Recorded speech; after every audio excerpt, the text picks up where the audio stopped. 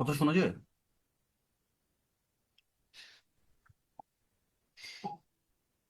কথা শোনা যায় কিনা একটু জানাবেন। জি। ওকে। সো আমাদের ছোট কিছু টপিকস বাকি ছিল, হ্যাঁ, ওই টপিকসটা ক্লাস আজকে। আহ, এই এই টপিকসটা আমাদের মেইনলি কুই কুই লাগবে। এই টপিকসটা মেইনলি যদি আসে ইরর ডিটেকশনে আসতে পারে, সেন্টেন্স কারেকশনে আসার মতন টপিকস এগুলো না। বাট এগুলো খুব ছোটখাটো টপিকস, খুব কোনো স্পেসিফিক আইটেমের মধ্যে ঢোকানো যায় না, এই জন্য এদেরকে নিয়ে একটা আলাদা একটা লেকচার শিট বানানো। আর সো প্রথমত আছেন এগ্রিমেন্ট। হ্যাঁ, এগ্রিমেন্টকে আমরা দুইটা ভাগে ভাগ করি ইংলিশ গ্রামারে। এই এগ্রিমেন্ট সাবজেক্ট ভার্ব এগ্রিমেন্ট না, বাই দ্য ওয়ে। আমরা এগ্রিমেন্টকে দুইটা ভাগে ভাগ করি।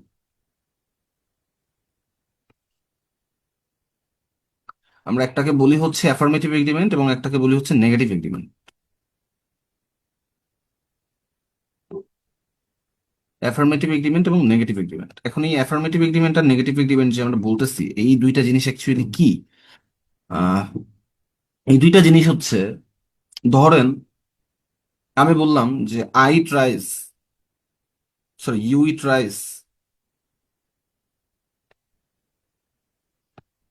এবং I eat rice as well.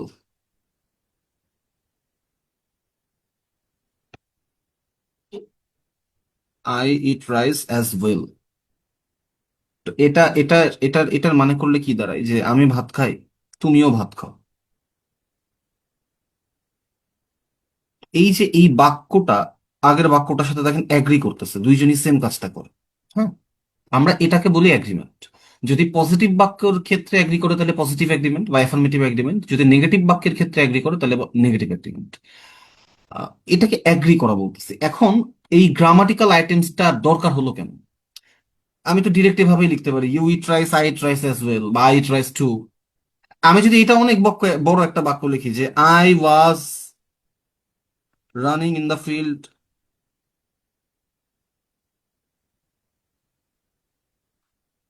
At 8 AM। এখন ধরেন আমি সকাল 8টায় মাঠে দৌড়াচ্ছিলাম, তুমিও সকাল 8টায় মাঠে দৌড়াচ্ছিলা, এই যে আমি একটা এগ্রিমেন্ট লিখবো। আমাকে দেখো না, এখন আবার যদি আমি এই ফরম্যাটে থাকি, আমাকে এই পুরো বাক্যটা লিখতে হবে, you were running in the field at 8 AM। এত বড় বাক্য না লিখে আমরা এই রিপিটটা যেন না করা লাগে, সেজন্য আমরা একটা স্পেসিফিক গ্রামাটিক্যাল স্ট্রাকচার ফলো করি। সেখান থেকে এই অ্যাফার্মেটিভ এগ্রিমেন্ট এবং নেগেটিভ এগ্রিমেন্টের ধারণাটা এসেছে। সো যদি অ্যাফার্মেটিভ বাক্যের ক্ষেত্রে স্ট্রাকচারটা ফলো করি তাহলে অ্যাফার্মেটিভ এগ্রিমেন্ট, নেগেটিভ বাক্যের ক্ষেত্রে যদি ফলো করি তাহলে নেগেটিভ এগ্রিমেন্ট। এটা হচ্ছে basic idea. So affirmative agreement আর নেগেটিভ এগ্রিমেন্ট মানে কি? মানে হচ্ছে এর আগে আমি যে বাক্যটা বলি, আমি সেই বাক্যটার সাথে হয় আমি একটা হ্যাঁ সূচক সম্মতি জ্ঞাপন করি, তা না হলে একটা না সূচক সম্মতি জ্ঞাপন করি। মোটা দাগে এটা হচ্ছে অ্যাফার্মেটিভ এগ্রিমেন্ট এবং নেগেটিভ এগ্রিমেন্টের সংজ্ঞা। হ্যাঁ। তো এখন আসি অ্যাফার্মেটিভ। এই যে আমি বললাম যে আমি এত বড় বাক্য লিখবো না, এত বড় বাক্য লিখবো না তা না, আমার তো একদম রিপিটেড একটা বাক্য আসতেছে, আমি রিপিটেশনটা করবো না। আমি রিপিটেশন না করে একটা স্পেসিফিক গ্রামাটিক্যাল স্ট্রাকচার ব্যবহার করব, যেইটা দিয়ে আমার এইটা অটোমেটিক্যালি বুঝাই ফেলবে যে আমিও হচ্ছে সকালবেলায় আর সকাল 8টার সময় মাঠে দৌড়াচ্ছিলাম। আচ্ছা, তো এই কি কি জিনিস আমরা ব্যবহার করতে পারি? আমরা অ্যাফার্মেটিভ এগ্রিমেন্টে যেটা যেটা ব্যবহার করি সেটা হচ্ছে টু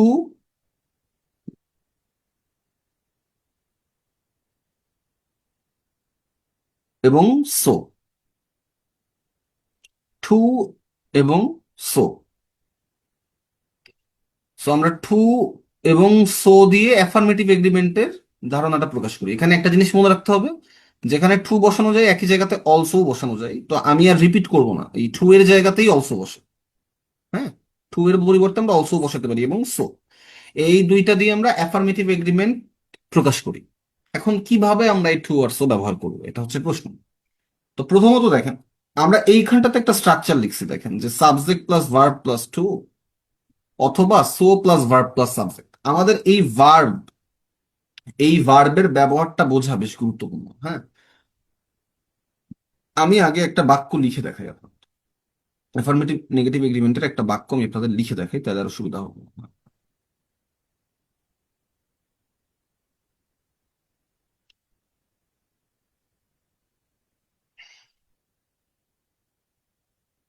ধরেন আমি বললাম যে I am going to school.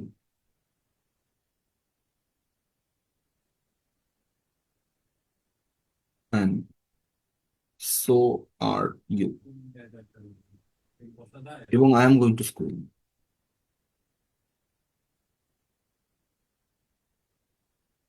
And you are two.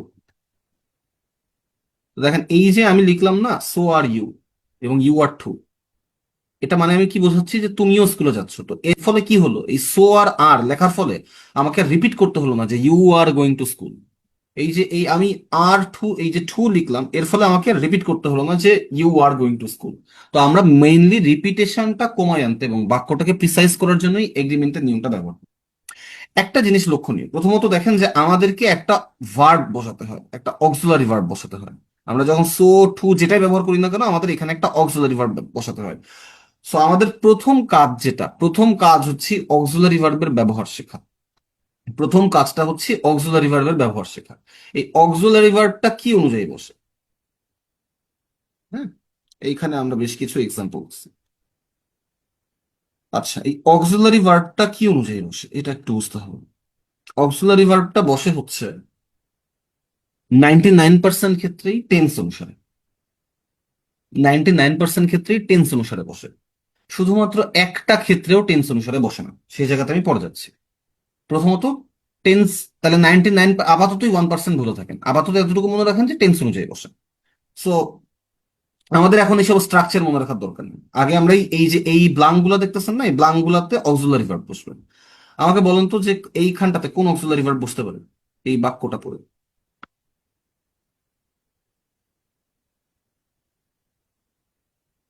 কোন টেন্সে আছে? ডাজ। ডাস। কারণ কি? প্রেজেন্ট ইনডিফিনিটে আছে। প্রেজেন্ট ইনডিফিনিটে আছে, যেহেতু প্রেজেন্ট ইনডিফিনিটে আছে সেহেতু আমরা এখানে ডু বা ডাস বসেছি।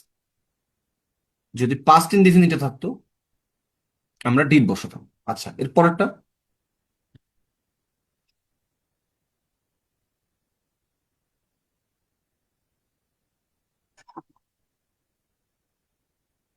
উইল। উইল। উইল দেওয়াই আছে আমাদের।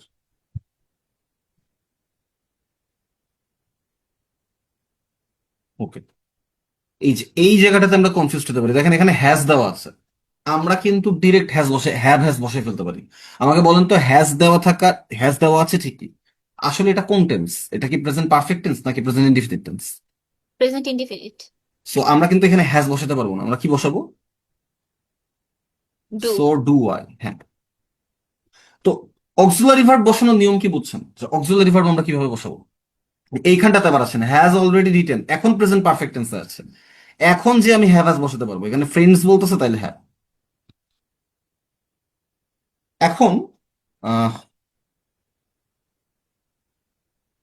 এই 1% নিয়ে কথা বলি। একটা জায়গাতেও খালি টেন্স ফলো করবে না যদি বাক্যে বি ভার্ব দেওয়া থাকে। যদি বি ভার্ব দেওয়া থাকে ডিরেক্ট ওই বি ভার্বটা বসে যাবে। যদি বি ভার্ব দেওয়া থাকে ডিরেক্ট বি ভার্বটা বসে যাবে। এখানে বি ভার্বের এক্সাম্পলটা নাই।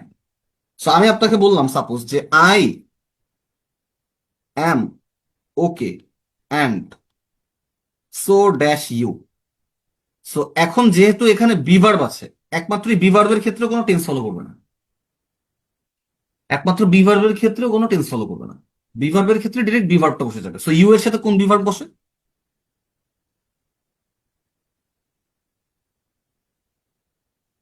ইউ এর সাথে কোন বি ভার্বটা বসে? আর। আর। সো এখানটাতে আর। তাহলে একমাত্র এই জায়গাটাতে ও টেন্সের নিয়ম ফলো করবে না, বাকি সমস্ত ক্ষেত্রে আমাদেরকে অক্সিলারি ভার্বটা বসাতে হবে টেন্স অনুযায়ী। অক্সিলারি ভার্ব বসানোর নিয়ম বুঝছেন? অক্সিলারি ভার্ব বসানোর নিয়ম বুঝছেন? বুঝছেন? জি ভাইয়া। অক্সিলারি ভার্ব বসানোর নিয়ম যদি বোঝেন, এর পরের কাজ খুব সোজা। এরপরে আমাদের কাজ হচ্ছে যে কি বসবে, টু নাকি সো। হ্যাঁ, টু বসবে নাকি সো বসবে। এর মধ্যে এর মধ্যে আপনারা যেহেতু অলরেডি ইনভার্সনের সাথে পরিচিত, আমি একটু আপনাদের এভাবে বোঝাই। যখন আমরা সো দেই তখন আমি আপনাদের যখন ইনভার্সন করাচ্ছিলাম ওখানে সো এর একটা এক্সাম্পল ছিল। আমি আপনারা মনে করে দেখেন, আমি বলছিলাম যদি বাক্যের শুরুতে সো চলে আসে তাহলে এই জায়গাটাতে ইনভার্সন ঘটে। সো আমরা যদি সো দেই তাহলে ওই বাক্যটুকুর ইনভার্সন ঘটবে যদি সো না দেই। যদি সো না দিয়ে টু দেই তাহলে বাক্যটা নর্মাল স্ট্রাকচারে বসবে। তাহলে নর্মাল স্ট্রাকচার কি? আমরা কি কি দিতে পারতাম এখানে? টু দিতে পারতাম আর অ্যাজ ওয়েল দিতে পারতাম। টু আর অ্যাজ ওয়েল দিতে পারতাম। সরি, হ্যাঁ, টু অথবা অলসো এটা দিতে পারতাম, আর একটা হচ্ছে সো দিতে পারতাম। এবং আমরা কি বলছি, টু এর যে নিয়ম অলসোরও সেম নিয়ম, সো আমরা অলসো দিয়ে রিপিট করবো না বেশি। এখন যদি আমি, ধরেন অ্যাফার্মেটিভ একটা সেন্টেন্স দেওয়া আছে এন্ড দেওয়া আছে, অ্যাফার্মেটিভ সেন্টেন্স একটা দেওয়া আছে এন্ড দেওয়া আছে, অ্যাফার্মেটিভ সেন্টেন্স দেওয়া এন্ড দেওয়া।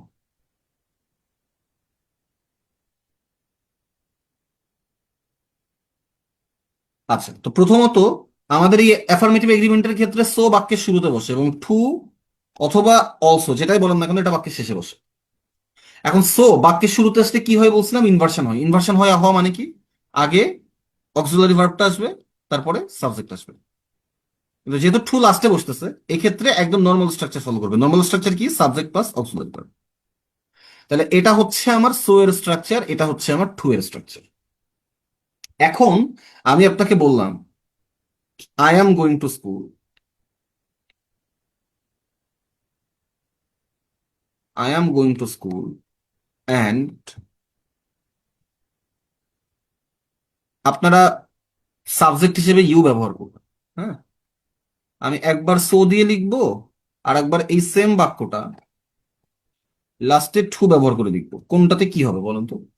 ইউ, সাবজেক্ট হিসেবে ইউ ব্যবহার করুন।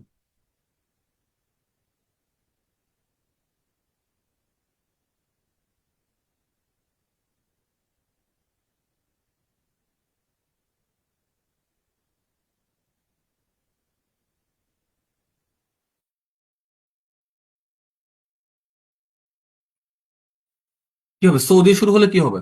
প্রথমে অক্সিলারি ভার্ব আসবে। অক্সিলারি ভার্ব কোনটা? আর আর তারপর ইউ। যদি টু অথবা এই অলসো দিয়ে শুরু করি তাহলে ইউ আর টু। বুঝলাম, এটা বুঝলাম। টু আর সো এর ব্যবহার বুঝছি।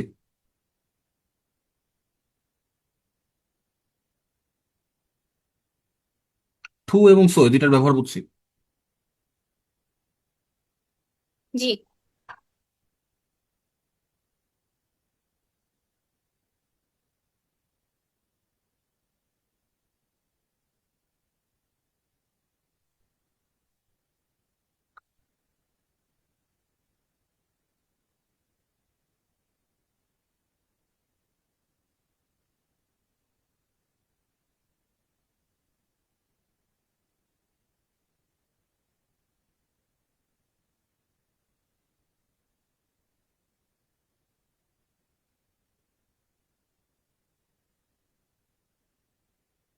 হুম, 25 নাম্বার কি হবে বলুন?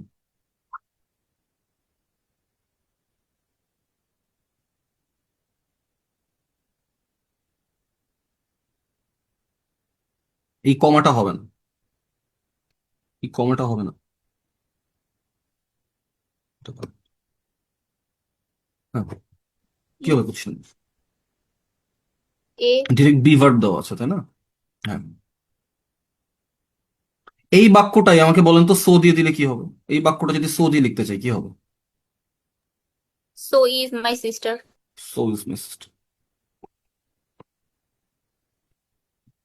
হ্যাঁ, 26।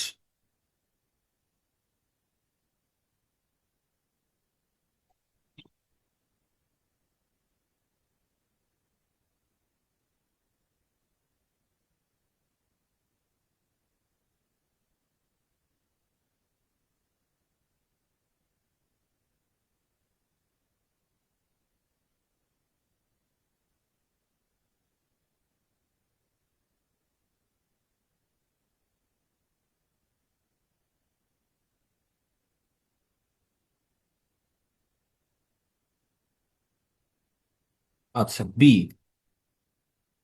বি, তাই? কেন? কোন টেন্স আছে?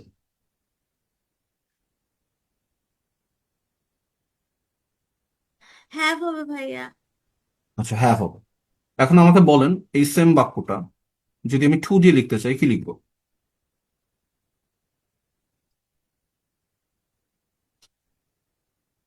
We have to. তাহলে কি অ্যাফার্মেটিভ এগ্রিমেন্ট বুঝছেন? অ্যাফার্মেটিভ এগ্রিমেন্ট বুঝছেন?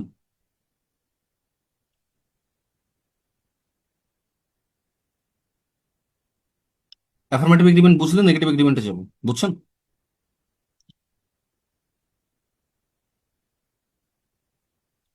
একটু রেসপন্স করুন।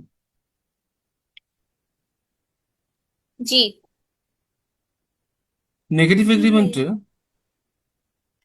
নেগেটিভ এগ্রিমেন্টে অক্সিলারি ভার্বের ব্যবহার আপনি শিখে ফেলছেন। আর নেগেটিভ এগ্রিমেন্টের আরেকটা সুবিধা যেটা, সেটা হচ্ছে নেগেটিভ এগ্রিমেন্টে তো মানে এখন এতক্ষণ তো আমরা অ্যাফার্মেটিভ সেন্টেন্স পাইছি, হ্যাঁ বোধক সেন্টেন্স পাইছি। হ্যাঁ বোধক সেন্টেন্সে তো সবসময় অক্সিলারি ভার্ব দেওয়া থাকে না। নেগেটিভ এগ্রিমেন্টের মজা হচ্ছে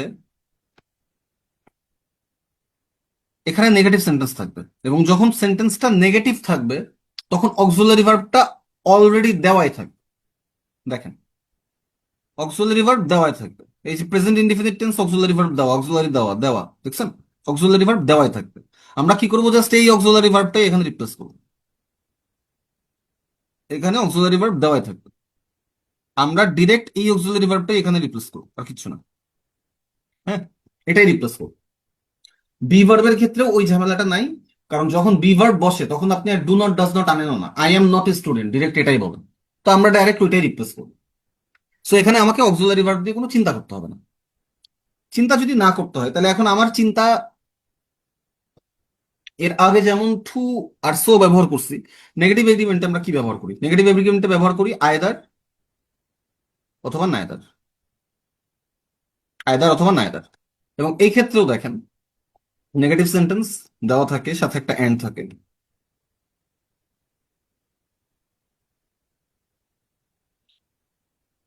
নেগেটিভ সেন্টেন্সের সাথে একটা এন্ড দেওয়া থাকে, এবং নায়দার বাক্যের শুরুতে বসে, আয়দার বাক্যের শেষে বসে। নায়দার বাক্যের শুরুতে বসে, এবং আয়দার যদি থাকে আয়দার বাক্যের শেষে বসে।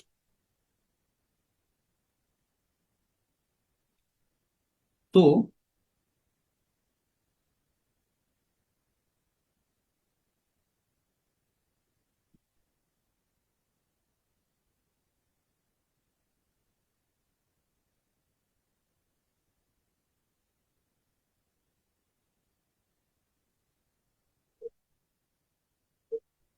নায়দার দিয়ে যখন শুরু হচ্ছে,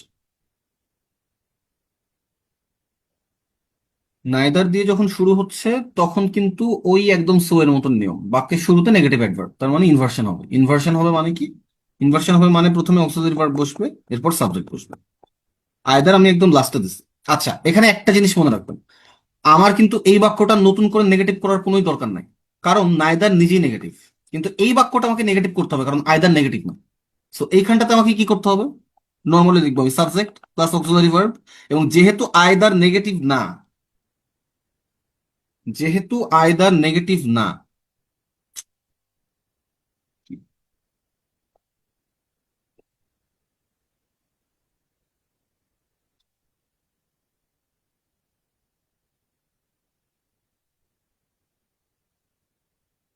আয়দার যেহেতু নেগেটিভ না, আমাকে এই যে নেগেটিভ সেন্টেন্সটার সাথে প্যারালাল করার জন্য এখানে একটা নট দিতে হবে। তাহলে আমি আয়দারের সাথে নট বসাই, কিন্তু নায়দার দিয়ে যখন আমি বাক্য লিখি তখন নট বসাই না। কারণ কি? কারণ হচ্ছে নায়দার নিজেই নেগেটিভ, কিন্তু আয়দার নেগেটিভ না। এই স্টেটমেন্টটাকে নেগেটিভ করার জন্য আমাকে নতুন করে নট আনতে হবে, বুঝছেন?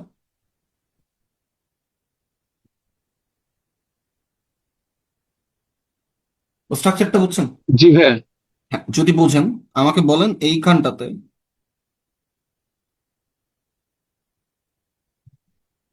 হ্যাঁ, কোনটাতে কি বুঝবে বলুন তো?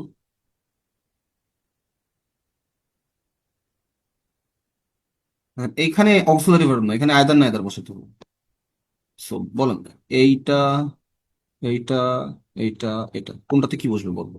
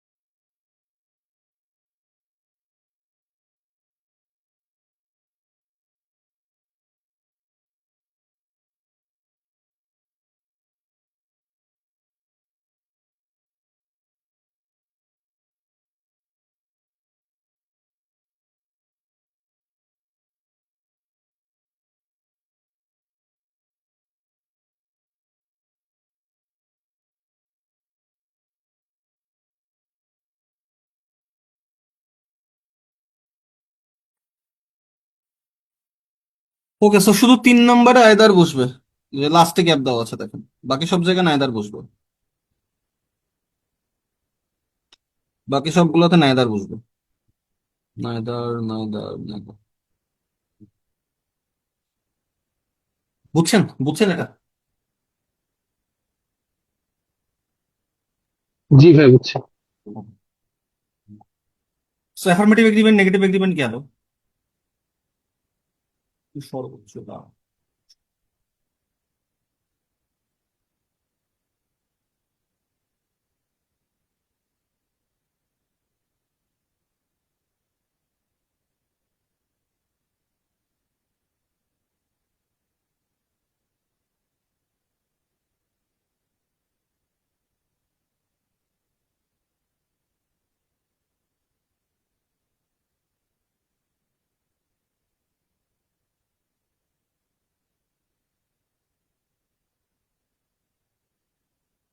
নেচারটা করুন।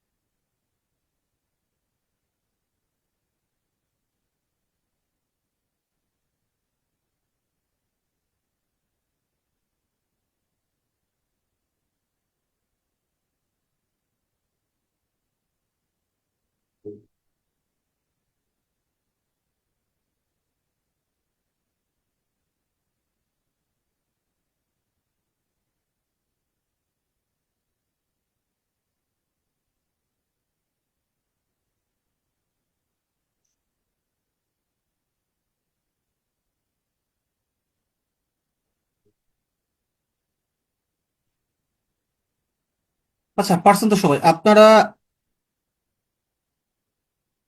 এই 29 নম্বর বাক্যটাকে আইদার দিয়ে লিখে দেখান, চ্যাট বক্সেই দেখান। এবং 30 নম্বর বাক্যটাকে নাইদার দিয়ে লিখে দেখান। 29 নম্বর বাক্যটাকে আইদার দিয়ে লিখে দেখান, 30 নম্বর বাক্যটাকে নাইদার দিয়ে লিখে দেখান।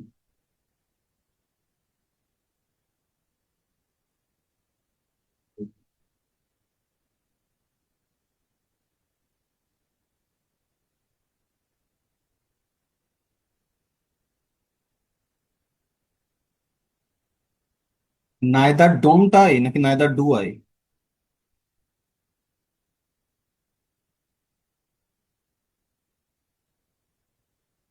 দেখেন, নাইদারের সাথে কিন্তু নট দিয়েন না। হ্যাঁ, নাইদারের সাথে নট দিলেই ভুল হয়ে যাবে। Okay, fine. Affirmative agreement, negative agreement বুঝছেন। আমরা এখন যাই প্রবলেম ভার্ব বা কনফিউজিং ভার্বে।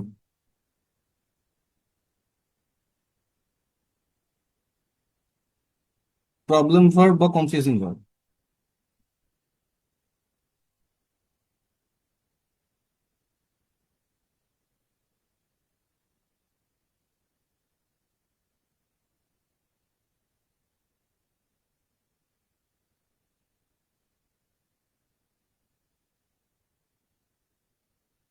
তো প্রবলেম ভার্ব আর কনফিউজিং ভার্ব এটা টেকনিক্যালি কিছু একই রকম দেখতে, ট্রান্সিটিভ ভার্ব এবং ইন্ট্রান্সিটিভ ভার্বের আলোচনা।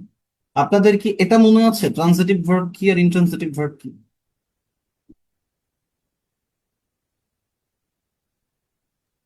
মনে হচ্ছে? জি ভাইয়া। তো ট্রান্সিটিভ ভার্ব কি? যে ভার্বের অবজেক্ট থাকে, বাংলাতে যেটাকে বলে সকর্মক ক্রিয়া।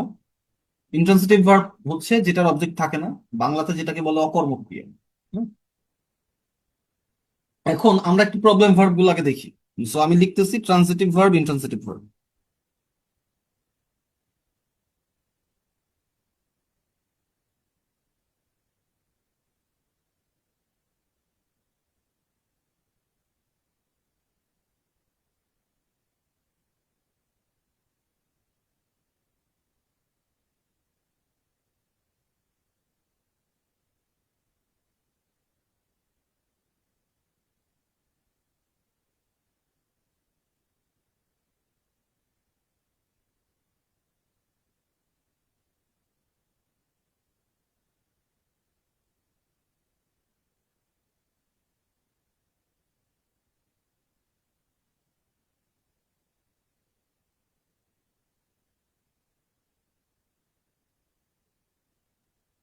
ভাই আপনার কথা শোনা যাচ্ছে না। আচ্ছা, কথা বললেই শোনা যাবে, সমস্যা নেই।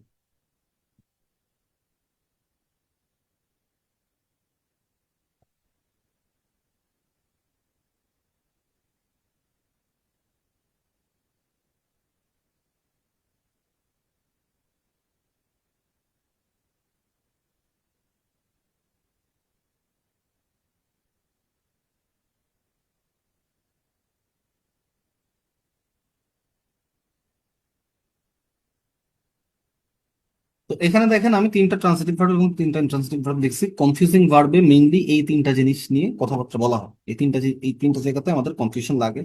এর বাইরে একটা জিনিস আছে সে ভার্সেস টেল। সে ভার্সেস টেলের আলাদা পরে আসতেছে।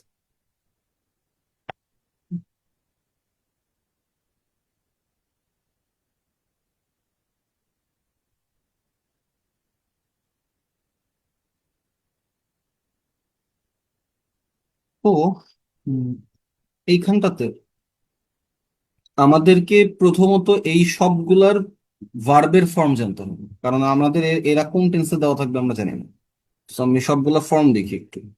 V2, V3, verb plus ING.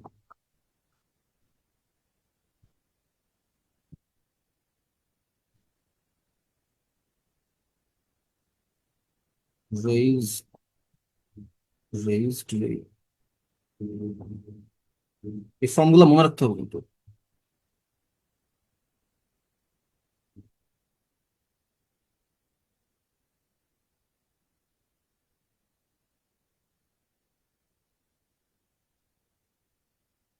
শুনুন, এখানে সবচেয়ে বেশি ঝামেলাটা হবে হচ্ছে লেত। এটা বেশি ভালো করে মনে রাখবেন। প্রত্যেকটা ফর্ম লেতে সবচেয়ে বেশি ঝামেলা হবে।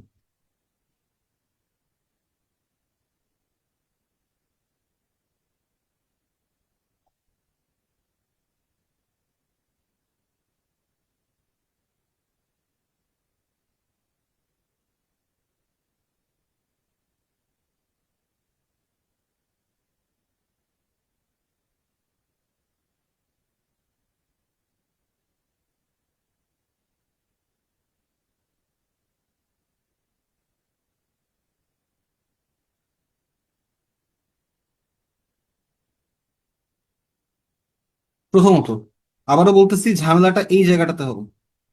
সবচেয়ে বেশি ঝামেলা হবে লে ভার্সেস লাইতে। এই জায়গাটাতে সবচেয়ে বেশি ঝামেলা হবে প্রথমত। দ্বিতীয় কনফিউশনের জায়গা দেখেন, এই লায়ের V2 ফর্ম এবং ট্রান্সিটিভ ভার্বের V1 যে লে, এই দুইটাই সেম। তৃতীয়ত এই বানানটা দেখেন, LYING, এটা কিন্তু LAYING।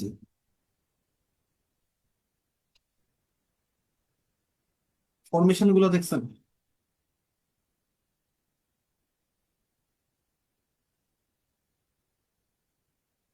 এবং আরেকটা প্রবলেমের ব্যাপার হচ্ছে লে এবং লাই। দেখেন, লাই মানে মিথ্যা কথা, এটা তো একটা মিনিং আছে।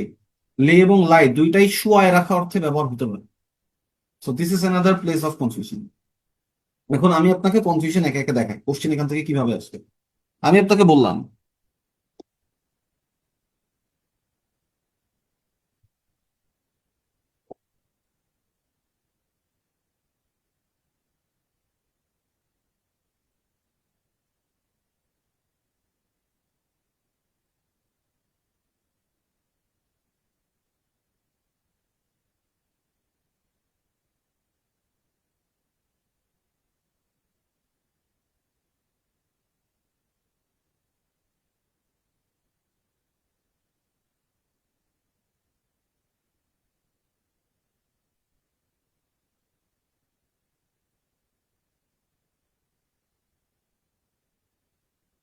আচ্ছা কোনটাতে কি হবে বলতে পারবেন? রাইজ ফর একটা। তো প্রথমটা রাইজ হবে আর প্রথমটা সেকেন্ডটা রাইজ হবে, রেজ কারণ হবে, কি? রেজেস। প্রথমটা রাইজ হবে কারণ হচ্ছে পরে দেখেন অ্যাডভার্ব আছে। হ্যাঁ। আচ্ছা, মিনিং দিয়ে আপনি চাইলে করতে পারেন, রাইজ দিয়ে ওঠা, রেইজ মানে বাড়ানো। বাট দেন এগেন মিনিং আসলে কাছাকাছি চলে যায় বহু, মানে মাঝে মাঝে। এই যে এর পরে কোনো অবজেক্ট নাই, কখন ঘুম থেকে উঠেন, সো অ্যাডভার্ব। সো আমরা ইন্ট্রান্সিটিভ ভার্ব দিচ্ছি। কি বাড়াই দিচ্ছে? মূল্য বাড়াই দিচ্ছে, অবজেক্ট আছে, সো রেইজেস। এটা হচ্ছে কোশ্চেন আসার ধরন। আমি আবারও বলতেছি, কোশ্চেন যদি এখান থেকে আসেই কোশ্চেন এই লাই আর লে দিয়েই আসবে। আমি লাই আর লে নিয়ে কেন এত কথাবার্তা বলতেছি? আমি জাস্ট একটা কোশ্চেন দেখাই, তাহলেই খবর হয়ে যাবে। হ্যাঁ, আমাকে বলেন এটা কি হবে?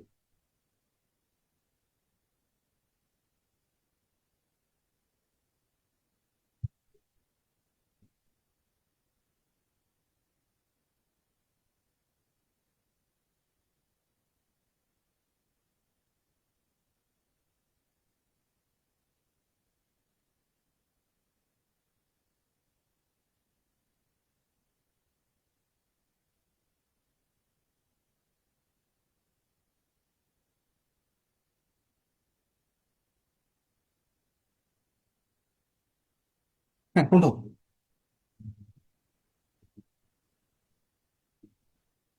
হ্যাঁ, লে হবে।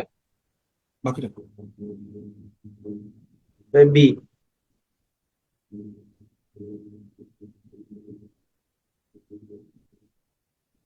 বাকিটা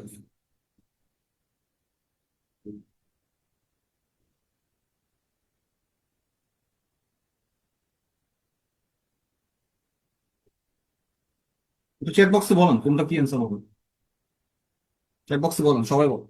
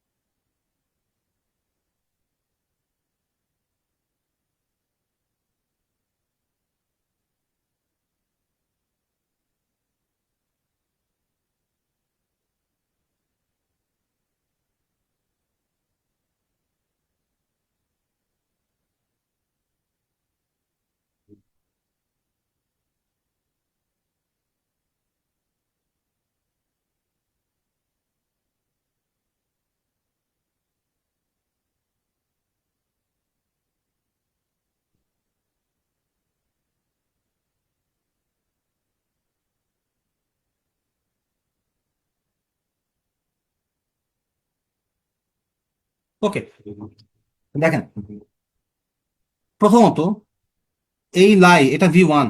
হ্যাঁ, একে একে একে একে অপশন বাদ দেই। এটা হচ্ছে V1। সো যদি V1 হয় তার মানে আপনি প্রেজেন্ট ফর্ম বসাচ্ছেন। এখন she third person singular number, এই লাই দিতে গেলে লাইস দিতে হবে। সো লাইস দেওয়ার কোনো ওয়ে নাই, সো এটা বাদ। এখানে তো লাইস দেওয়া নাই, যদি আমাকে লাই দিতে হয় তাহলে লাইস দিতে হবে, LIES, কারণ থার্ড পার্সন সিঙ্গুলার নাম্বার। আচ্ছা, এখন এইখানটাতে আসেন, আমি বলতেছি LAYS। আমার প্রথম প্রশ্ন, এটা কি প্রেজেন্ট ফর্মে দেওয়া নাকি পাস্ট ফর্মে দেওয়া? V1 এ দেওয়া নাকি V2 তে দেওয়া? আবারও বুঝেন, লে কিন্তু V1 V2 দুটোই হতে পারে। সো ডোন্ট অ্যাজিউম যে লে সবসময় প্রেজেন্ট ফর্মেই থাকে বা লে সবসময় পাস্ট ফর্মেই থাকে।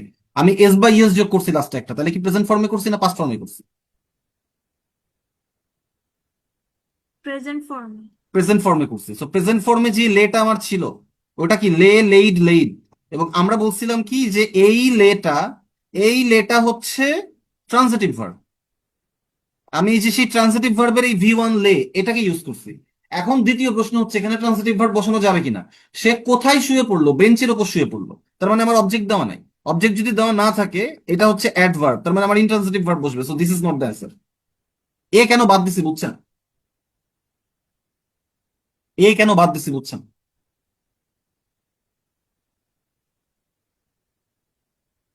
কেন বাদ দিলাম এটা কি বুঝছেন সবাই? জি ভাইয়া। বুঝছি ভাইয়া। Fine. এখন নাম্বারে আসেন, এই লেট কোথা থেকে আসছে? এই লের V2 না লেট, এটাই না? সো এই লেট এটা অ্যাকচুয়ালি কি লের V2, তার মানে এটাও ট্রান্সিটিভ ভার্ব। সো এটাও যদি ট্রান্সিটিভ ভার্ব হয়, সো আমরা জানি কি যে ট্রান্সিটিভ ভার্বের পরে অবজেক্ট থাকা লাগবে, এখানে কোনো অবজেক্ট নাই, সো ডিও বাদ। এখন সি কেন হবে? এবং C is a very confusing answer choice, কারণ আপনার মাথায় প্রথমে যেটা আসবে যে লে বাদ, কারণ হচ্ছে এর সাথে এস বাই এস থাকার কথা। ভালো করে বুঝেন, লে প্রেজেন্ট ফর্মেও হতে পারে।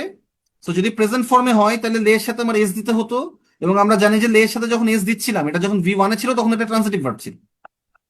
এখন আমি চাইলে এই লেও বসাতে পারি, কারণ এটা তো V2 তেও থাকতে পারে, তখন তো আর এস বাই এস দেওয়ার দরকার নেই। এই লে যখন V2 তে আছে তখন এটা কোথা থেকে এসছে? লাই থেকে এসছে, লাই, লে, লেইন।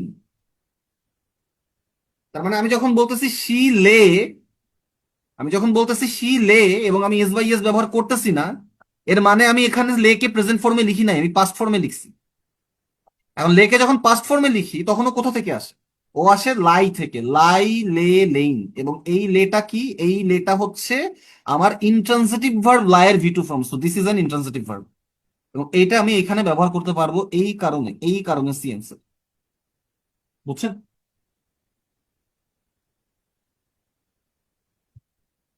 জি ভাইয়া। তাহলে কনফিউজিং ভার্বের স্বরূপ দেখছেন কেন এটার নাম কনফিউজিং ভার্ব? ওকে, আমি আবারও বলছি, যদি এখান থেকে হয় এখান থেকে কোশ্চেন আসবে না, তা না হলেই লেয়ার লাই থেকে আসবে।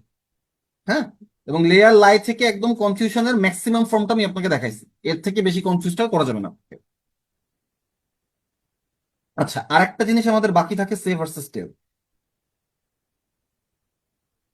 তো দেখেন, বহু কোচিং সেন্টারের টিচার এই এক্সপ্লেনেশনটা দেয় যে একটা ট্রান্সিটিভ ভার্ব আর একটা ইন্ট্রান্সিটিভ ভার্ব, এই দুইটা খুব বেশি একটা কথা। কোনোটাই ইন্ট্রান্সিটিভ ভার্ব না, কোনোটাই ইন্ট্রান্সিটিভ ভার্ব না। সো এটা একটা ভুল কথা, দুইটাই ট্রান্সিটিভ। এখন তাহলে এই দুইটার পার্থক্য কি? এই দুইটার মিনিংগত ভাবে কোনো পার্থক্য নাই, এদের ইডিওমেটিক এক্সপ্রেশনে পার্থক্য, আর কোনো পার্থক্য। প্রথমত, এটা একটু মনে রাখেন, এটা অ্যাকচুয়ালি অ্যাপ্রোপ্রিয়েট প্রিপোজিশনের মধ্যে। Say to somebody, say to somebody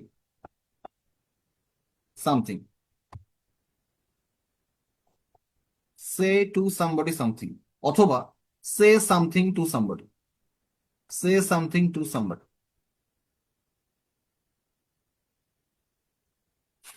আচ্ছা, আমি যদি এরপরে কোনো ক্লজ আনতে চাই, আমি ডিরেক্ট লিখতে পারি সে দ্যাট সামথিং, এরপরে একটা এক্স, এটা একটা ক্লজ। এটা গেল সেন। টেলের ক্ষেত্রে কি করতেছে?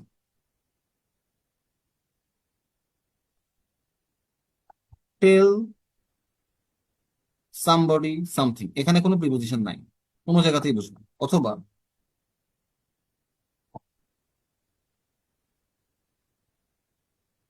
টেল somebody that X, tell somebody that x.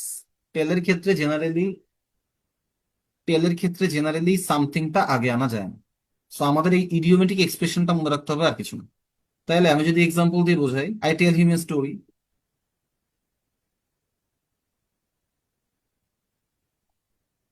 আমি যদি দ্যাট দিয়ে লিখতে চাই, আই টেল হিম দ্যাট, এখানে কিছু। আচ্ছা, যদি সে দিয়ে লিখতে চাই, আই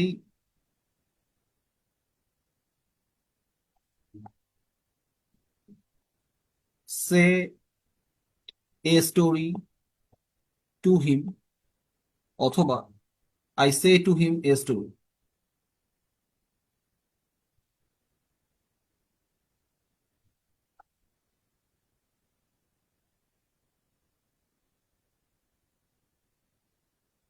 যদি আমি দ্যাট ক্লজ আনতে চাই, ডিরেক্ট আই সে দ্যাট, এরপরে কোনো অবজেক্ট না দিলে উচিত।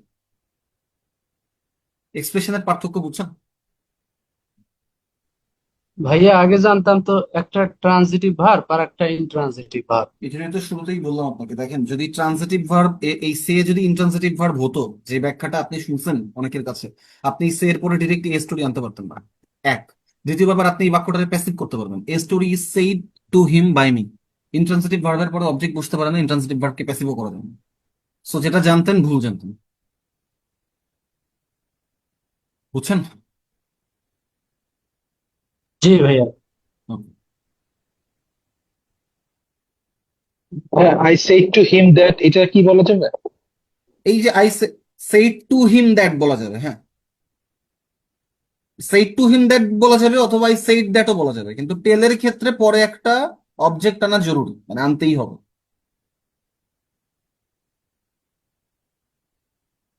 এবং একটা জিনিস মনে রাখবেন, এই যে আমি যখন, এই যে আমরা বলি যে এটা ইন্ট্রান্সিটিভ ভার্ব, আমরা যখন বললাম না যে I say that he is honest, মজার ব্যাপার হচ্ছে আপনি এখানেও একটা অবজেক্ট দিচ্ছেন, এখানে এই পুরো নাউন ক্লজটা অবজেক্টের কাজ করতেছে, এবং এটারও প্যাসিভ করা যাবে, that he is honest is said by me.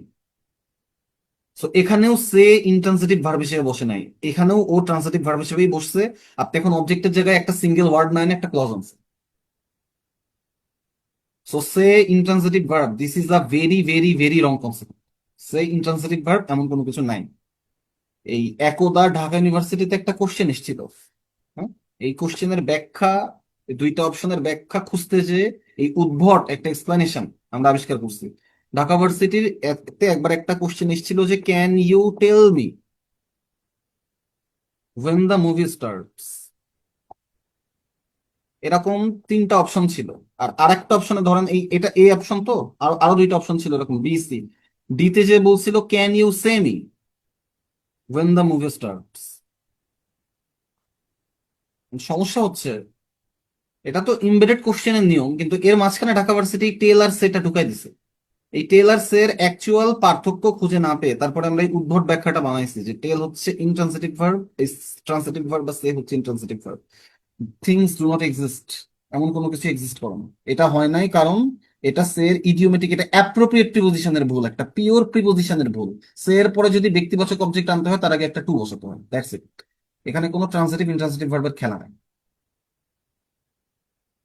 এখন এইখান থেকেই অনেকে বলছে যে সে ডিরেক্ট অবজেক্ট গ্রহণ করতে পারে না। সে 100% ডিরেক্ট অবজেক্ট গ্রহণ করতে পারে, ওটা যদি ব্যক্তিবাচক অবজেক্ট না হয় ও অবশ্যই ডিরেক্ট অবজেক্ট গ্রহণ করতে পারবে। ও এখানেও ডিরেক্ট অবজেক্ট গ্রহণ করছে, ও এখানেও ডিরেক্ট অবজেক্ট গ্রহণ করছে। বুঝছেন?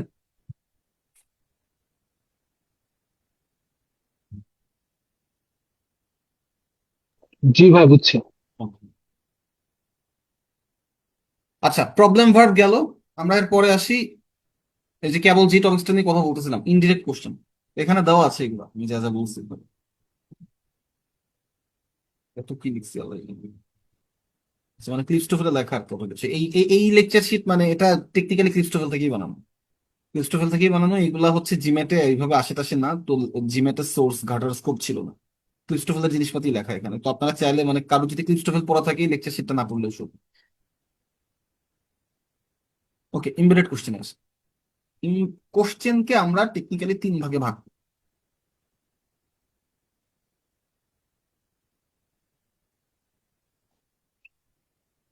কোশ্চেনকে আমরা তিন ভাগে ভাগ করি। আচ্ছা, একটাকে আমরা বলি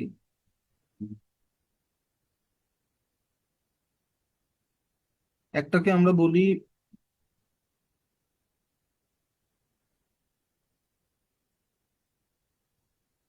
yes no question. Yes no question শুরু হয় auxiliary verb.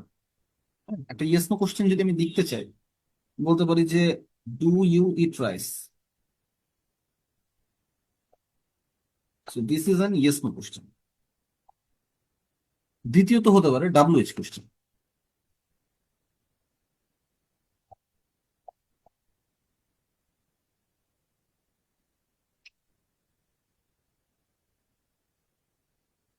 WH question WH দিয়ে শুরু হয়। আমি বললাম হোয়ার আর ইউ গোয়িং।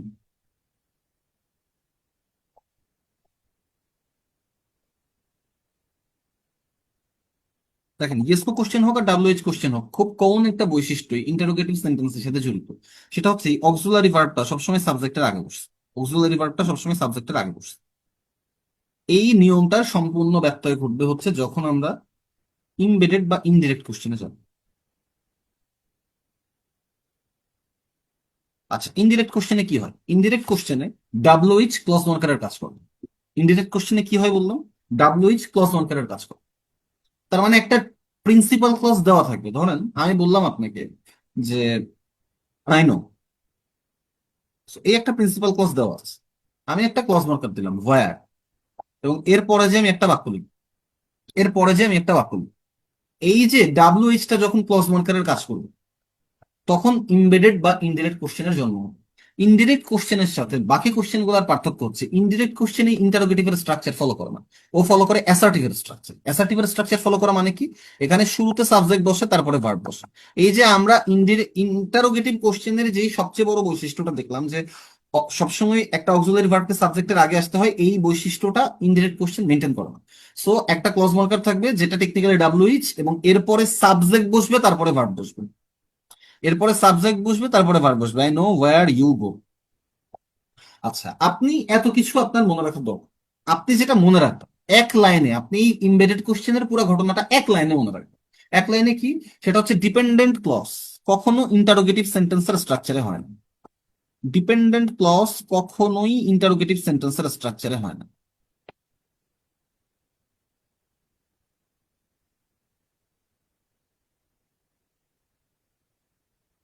এখন আপনাকেও বিভিন্ন ভাবে কনফিউজ করতে পারবেন। যতক্ষণ পর্যন্ত আপনি ডিপেন্ডেন্ট ক্লজ নিয়ে ডিল করতেছেন, আপনি জাস্ট এই লাইনটা মনে রাখবেন। আপনি যতক্ষণ পর্যন্ত ডিপেন্ডেন্ট ক্লজ নিয়ে ডিল করতেছেন, জাস্ট রিমাইন্ড দিস লাইন। ধরেন আমি এখন লাস্ট একটা জিজ্ঞাসা চিহ্ন দিলাম এবং আমি বললাম যে ডু ইউ নো। আমি আবারও বলতেছি, যতক্ষণ পর্যন্ত আপনি ডিপেন্ডেন্ট ক্লজ নিয়ে ডিল করতেছেন, just don't look at anything. এখানে ফুল স্টপ দিয়ে জিজ্ঞাসা চিহ্ন দেওয়া আপনার কিচ্ছু বোঝা লাগবে না। আগেও ওয়্যার ইউ গো ছিল, এখনো ওয়্যার ইউ গোই হবে। এখন আপনি বলতে পারেন যে ভাই তাহলে জিজ্ঞাসা চিহ্ন কেন আসলো? জিজ্ঞাসা চিহ্ন এইটার জন্য আসছে, জিজ্ঞাসা চিহ্ন ডু ইউ নোর জন্য আসছে। সো যে জন্য বলতেছি, যতক্ষণ পর্যন্ত আপনি ডিপেন্ডেন্ট ক্লজ নিয়ে ডিল করতেছেন, জাস্ট রিমাইন্ড দিস। এখন আপনি কিছু জায়গাতে কনফিউজ হতে পারেন, স্পেশালি হু এর ক্ষেত্রে। হু, হুজ, এই জায়গাগুলোর ক্ষেত্রে। এই জায়গাগুলোর ক্ষেত্রে অনেক সময় আপনি দেখবেন যে ভার্ব ডাব্লিউএইচ এর পরেই চলে এসেছে, বাট অ্যাকচুয়ালি ভার্ব ডাব্লিউএইচ এর পরে আসেনি। আমি একটা এক্সাম্পল আপনাকে দেখাই। আমি বললাম I know who you are, না, অন্য কিছু বলবো। I know who is knocking at the door, বা আই নো হু গোজ দেয়ার। ধরেন এই বাক্যটা, আপনার এই বাক্যটাতে মনে হচ্ছে যে ভাইয়া এই বাক্যটাতে তো হু এর পরেই ভার্ব চলে এসেছে, বাট ডিপেন্ডেন্ট ক্লজ তো ইন্টারোগেটিভ স্ট্রাকচারে হয় না। এইখানে হু এর পরে ভার্ব আসে না। এখানে যেটা ঘটছে সেটা হচ্ছে হু তো নিজেই সাবজেক্টের কাজ করতে পারে, হু নিজেই সাবজেক্টের কাজ করতেছে। সো হুই ক্লজ মার্কার, হুই সাবজেক্ট, এবং দেখেন এই সাবজেক্টের পরেই তার মানে আমি ভার্ব নিচ্ছি। সো এই কনফিউশনটা হু এর ক্ষেত্রে আসতে পারে। আমি হু এর পরে ডিরেক্ট ভার্ব আনতেছি, এর কারণ হচ্ছে এই বাক্যটাতে হু নিজেই সাবজেক্টের কাজ করতেছে। বুঝতে পারলাম?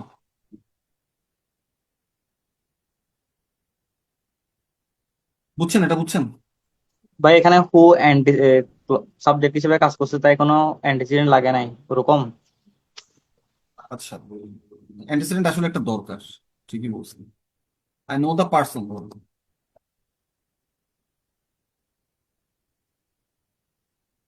So I know the person who goes there. এখন এই যে আমি বলতেছি হু গোস দেয়ার, এখানে আমি হু এর পরে ডিরেক্ট ভার্ব আনতে পারছি, কারণ হু নিজেই সাবজেক্ট, হু নিজেই ক্লজ।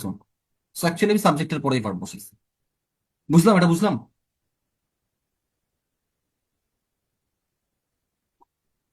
বুঝছি জি ভাই। ভাই, বুঝছি।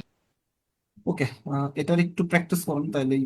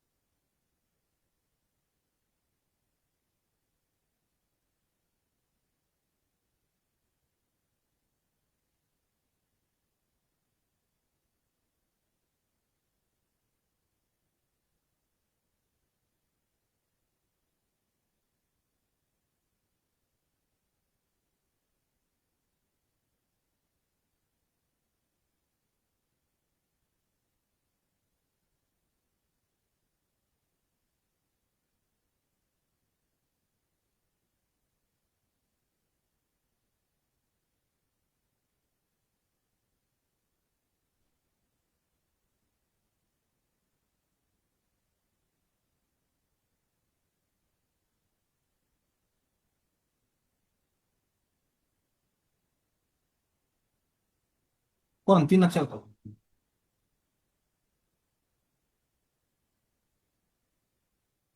2, 3, 4।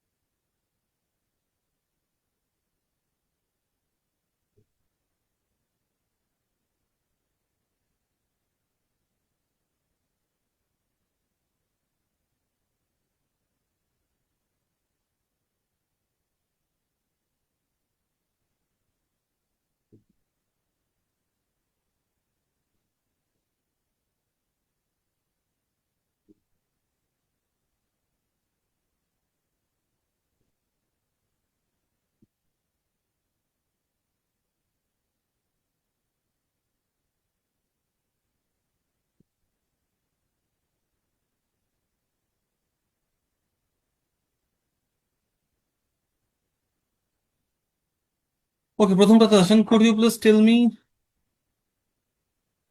কোন সময়, what time? So what time the next train to the city. আর এই যে এইখানটাতে verb, so subject plus verb, এর আগে শুধুমাত্র আমার একটা এই ডাব্লিউএইচ লাগবে। 3 নম্বর, we need to find out dash the package was Saint.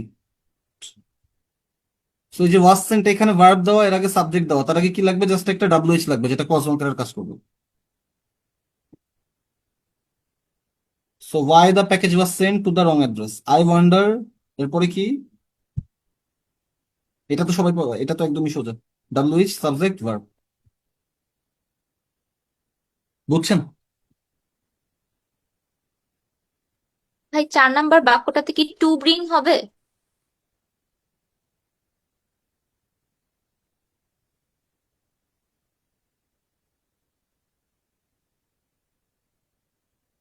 না, টুটা হবে না।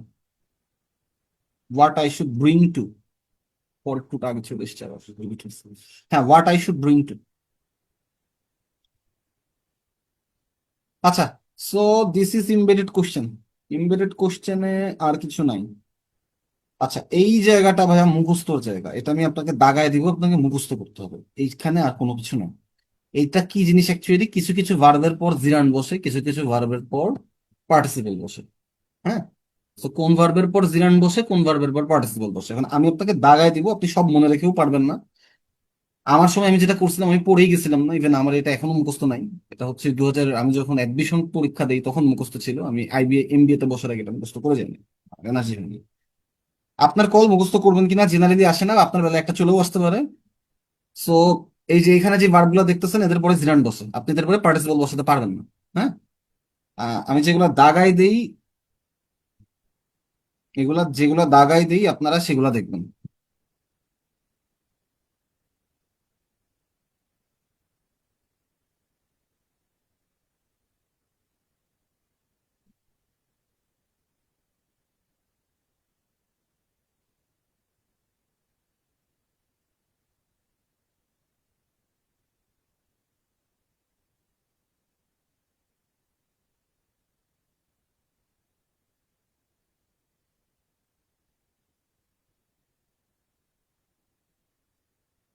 ওকে, so admit very important, avoid প্রচন্ড ইম্পর্টেন্ট, ক্যান নট হেল্প, এটা তো ডেইলি লাইফে হয়তো ব্যবহার করেন।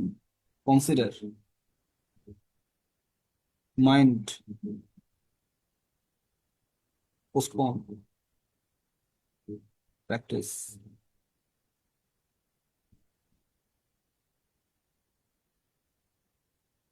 সাজেস্ট। এই যেগুলো দাগাই দিলাম এগুলো মনে রাখেন। কমন আসার কোনো গ্যারান্টি নেই, বাট মনে রাখেন, মানে এগুলো ইম্পর্টেন্ট বেশি। আর যদি সবগুলো মনে রাখতে পারেন তাহলে সবগুলাই রাখেন।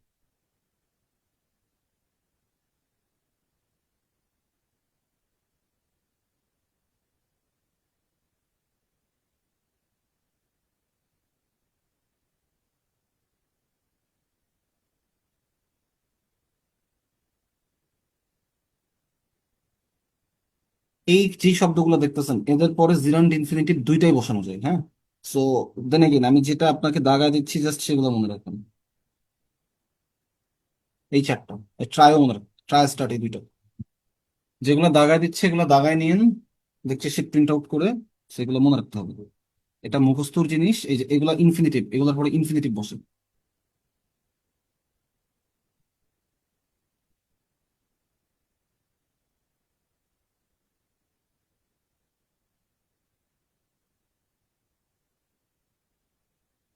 হ্যাঁ, একটা কোশ্চেন ছিল। জি, জি। জি, এই যে যে ভার্বগুলো আছে, হুম। এরপর এইগুলো তো মানে এরপরে যদি কোনো ভার্ব ডিরেক্ট যদি বসে সেই ক্ষেত্রে কখনো জিরান্ড হয়, কখনো ইনফিনিটিভ, তাই না? হ্যাঁ, এর আগের কিন্তু এর গুলো এটা মাঝখানে যদি কোনো অবজেক্ট বসে বা কমপ্লিমেন্ট যদি বসে সেই ক্ষেত্রে কি রুল ফলো করে? বুঝিনি। মানে যে অ্যাগ্রির পর যদি অ্যাটেম্প্ট দিই আমি, সেই ক্ষেত্রে এখানে ইনফিনিটিভ অ্যাগ্রির ফলো করবে। পরে তো ভাইয়া অ্যাটেম্প্ট দিতে পারবেন না, অ্যাগ্রির পরে হচ্ছে আপনাকে টু অ্যাটেম্প্ট দিতে হবে, কারণ দুইটা ফাইনাইট ভার্ব তো জি পাশাপাশি জি জি, বসে অ্যাগ্রি যাচ্ছে। টু অ্যাটেম্প্ট, অ্যাগ্রি টু হ্যাঁ, অ্যাটেম্প্ট। হ্যাঁ। কিন্তু আমি যদি অ্যাগ্রি আর অ্যাটেম্প্টের মাঝখানে যদি একটা, যদি কোনো অবজেক্ট যদি বসাই বা কমপ্লিমেন্টস যদি বসাই, হুম। সেক্ষেত্রে কি কি এই রুলটা ফলো করে? হ্যাঁ ভাই, সেক্ষেত্রে ওই রুল ফলো করে। আমি এই রুলস একটু পরে যাচ্ছিলাম। এটা বেশিরভাগ, এটা আপনার বেশি দরকার হচ্ছে ইভেন ইয়ের জন্য, প্রোনাউন ইউজের জন্য। একটু পরে এটা ছিল, এখনই দেখাই দিই আপনাকে। আমি আপনাকে বললাম সাপোজ যে আই অ্যাগ্রি ড্যাশ, হ্যাঁ, আমি একটা অপশনে আপনাকে বললাম যে ইউ অ্যাটেম্পটিং, একটা অপশনে বললাম ইউর অ্যাটেম্পটিং।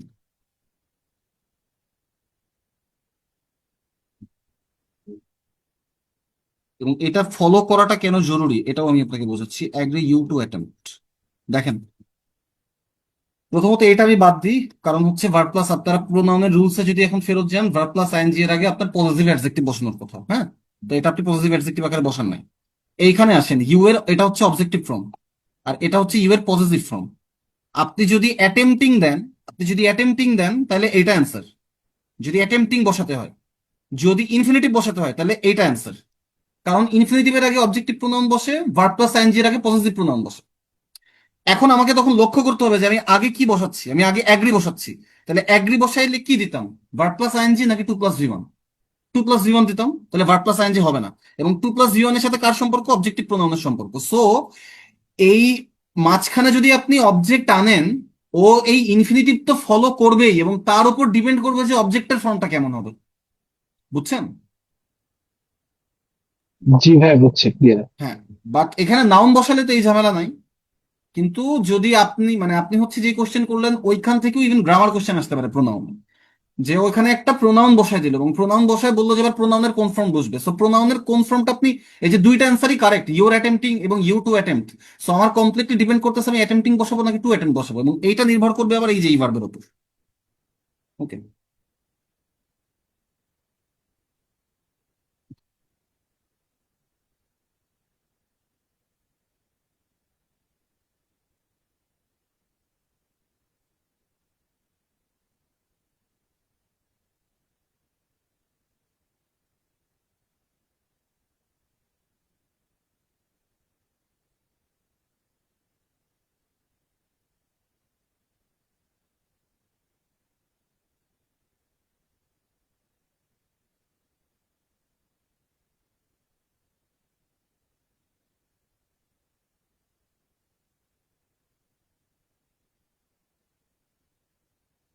যেগুলো দাগালাম এগুলো পড়বেন, এখানে ইম্পর্টেন্ট একটু বেশি, কিছু পড়ার নেই।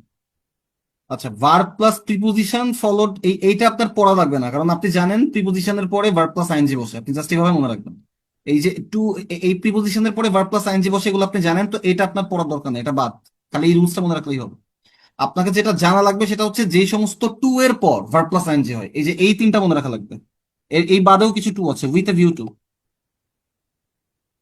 With an eye to, get used to, be verb plus used two.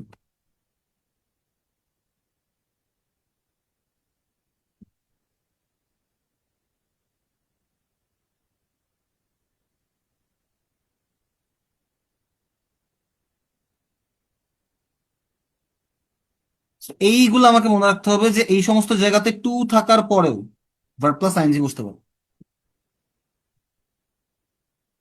আর এইটা মনে রাখার দরকার নেই, কারণ আমরা জানি প্রিপোজিশনের পরে ভার্ব প্লাস আইএনজি বসবে, অন্য কিছু বসার সুযোগ নেই।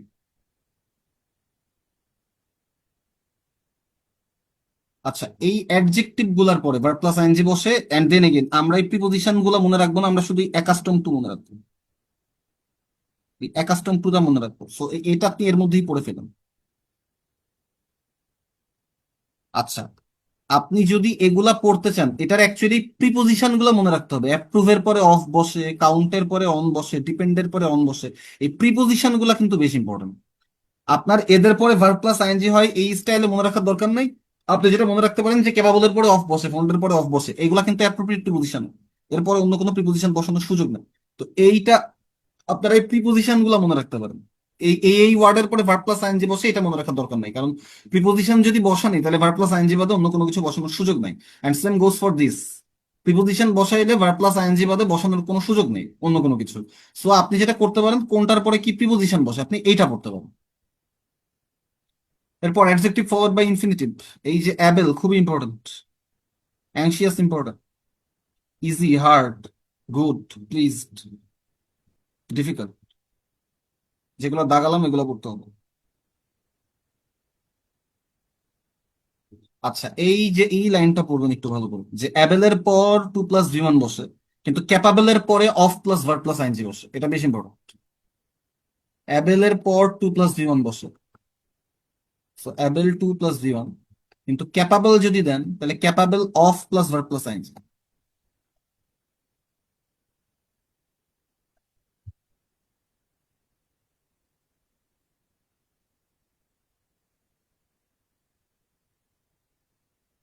আচ্ছা, এইখানে আপনি শুধু এই তিনটা আসলে মনে রাখার দরকার নেই, আমি ওভাবে দেখি নাই।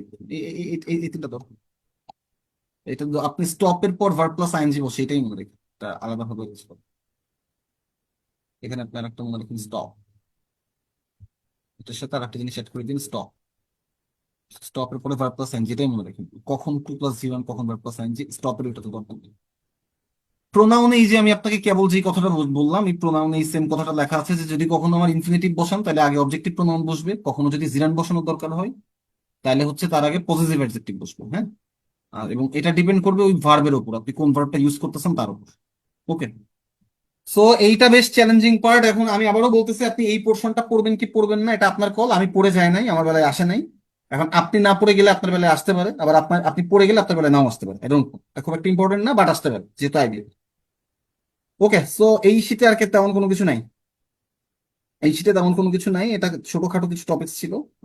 এটার সলিউশন দেখবেন আমি দিয়ে দিছি, কারণ আপনাদের একদম এই শীটটাকে বানানো ছিল না, আপনাদের যেই সলিউশনের কম্পাইলটা দেওয়া ওখানে কিন্তু এটা সলিউশন নাই, আমি সলিউশনটা আপলোড করে দিচ্ছি, ওটা একটু এইদার মানে আপনারা ডাউনলোড করে নিন আর কি, নাহলে পরে খুঁজে পাবেন না। আচ্ছা, আমাকে একটা জিনিস বলেন একটু, ক্লাস শেষ, মানে স্পেশাল ইঞ্জিনিয়ার যারা আছে তারা বলেন, এই ইঞ্জিনিয়াররা ম্যাথে স্ট্রাগল করে কেন, মানে এটার পিছনের কারণ কি? আইবি এর ম্যাথ আপনাদের কঠিন লাগে কিভাবে, মানে কোন জিনিসটা চ্যালেঞ্জিং লাগে? আপনাদের তো কঠিন লাগার কথা না এটা।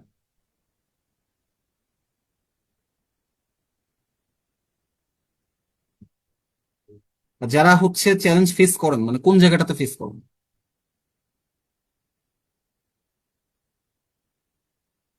এত প্যারা খাওয়ার কিছু নেই, মানে জাস্ট আমি জিজ্ঞেস করলাম কেন, এটা রিজন কি, বা চ্যালেঞ্জিং পার্টটা কোথায় অ্যাকচুয়ালি?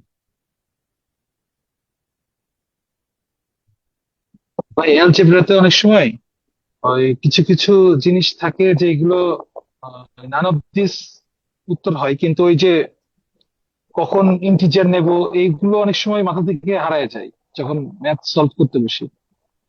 যে কিছু কিছু ম্যাথে দেয়া থাকে যে ইন্টিজার বা এরকম ভাবে দেয়া থাকে না, বলা থাকে না, সেক্ষেত্রে ওই ইন্টিজার যখন দিয়ে করি তখন একটা উত্তর আসে, আবার এটা যখন তো সব মিলিয়ে খুবই স্পেসিফিক একটা, মানে এটা তো খুবই স্পেসিফিক একটা প্রবলেম, মানে এটা তো খুব ব্রড একটা প্রবলেম না, একটা স্পেসিফিক প্রবলেম টাইপের, মানে প্রবলেম টাইপে আপনার কনফিউশন ক্রিয়েট হয়, মানে এটা তো চ্যালেঞ্জেস না। আমি হচ্ছে অনেক মেসেজ আমার ফেসবুক পেজে পাইছি যে এরা ম্যাথে স্ট্রাগল করছে, অ্যান্ড মানে খুব surprisingly they are from KUET, SUST, MIST, মানে ওয়াই? ম্যাথের কোন জিনিসটা আপনাদের কাছে চ্যালেঞ্জিং? এটা তো আপনি একটা পিওর জিআর এর প্রবলেম বলবেন। ইভেন ম্যানহাটন ফাইভ এলবি করছেন? ম্যানহাটন ফাইভ এলবি সলভ করছেন জুবার ভাই? না ভাই, করি ম্যানহাটন না। ফাইভ এলবি সলভ করেন, এই প্রবলেম আমার পড়বেন না। ম্যানহাটন ওই আপনি যেটা বলতেছেন একদম pure GRE trap, this is a pure GRE trap, যেখানে হচ্ছে আপনার নেগেটিভ ধরলে একরকম উত্তর আসে, পজিটিভ ধরলে আর একরকম উত্তর আসে, তখন উত্তরটা নান অফ দিস দিতে হবে। হ্যাঁ, this is a pure GRE trap. আপনি ম্যানহাটন ফাইভ এলবি করেন, দেখবেন যে প্রবলেম থাকবেন, ওই অ্যালজেব্রার পার্ট গুলাই করেন, ইনইকুয়ালিটিস আর একটা ওই যে কি বলো তো, ওই যে নাম্বারের এটা। মডুলাস দেওয়া থাকে, মডুলাস দেওয়া থাকে, ওই যে জি পরম জি মান দেওয়া বুঝছি। থাকে। হ্যাঁ, জি। আর নাম্বার প্রপার্টিস, এই তিনটা করুন, দেখেন যে এই তিনটা চ্যাপ্টারই করুন, দেখবেন যে এই প্রবলেম আমার পড়বেন। আর কি প্রবলেম? এটা কোনো মেজর প্রবলেম না, এটা খুব স্পেসিফিক একটা কোশ্চেনের প্রবলেম।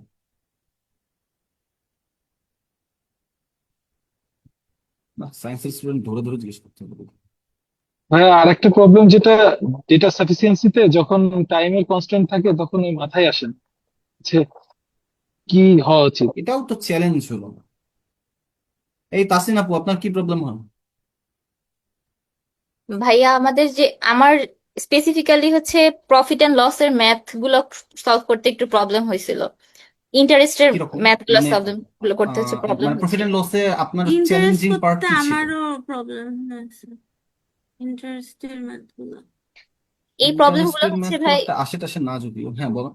আবার নাম্বার থিওরি যেগুলো মানে পাটিগণিত যে পার্টটা, এই পার্টটা হচ্ছে 6-7 এর পরে তো কমপ্লিটলি স্কিপড, ধরা হয় নাই সত্যি কথা। পাটিগণিত তো ক্লাস 10-এও ছিল। 10-এ ছিল, জেনারেল ম্যাথে ছিল, কিন্তু ওটা স্কিপ করে আচ্ছা। আনসার করা যাইতো, হ্যাঁ। যার জন্য দেখা যেত হ্যাঁ, যাই। ওখানে প্রচুর ফাঁকিবাজি করছি, যার সেই রেসটা আর কি এখনো রয়ে গেছে, ওইটাই আর কি কাটানোর চেষ্টা করতেছি। আচ্ছা। জি ভাইয়া, নাম্বার থিওরির ম্যাথগুলোতে খুব সমস্যা হয়। তা বাদে মোটামুটি পারা যায়, কিন্তু নাম্বার থিওরিতে আর আপনাদের ওখান কি থেকেই অনেকগুলো আপনাদের কোয়েশ্চেন কি দেয়। ম্যাথ কিউ ব্যাংক শেষ? মেন্টরস ম্যাথ কিউ ব্যাংক শেষ করছেন আপনারা একবার? শেষ হয় নাই। ফার্স্ট লেকচারের সাথে সাথে শেষ করছি। আচ্ছা। যারা দেখেন, আমি হচ্ছে আপনাদের একটা রোড ম্যাপ বলে দেই। একটা রোড ম্যাপ বলে দেই।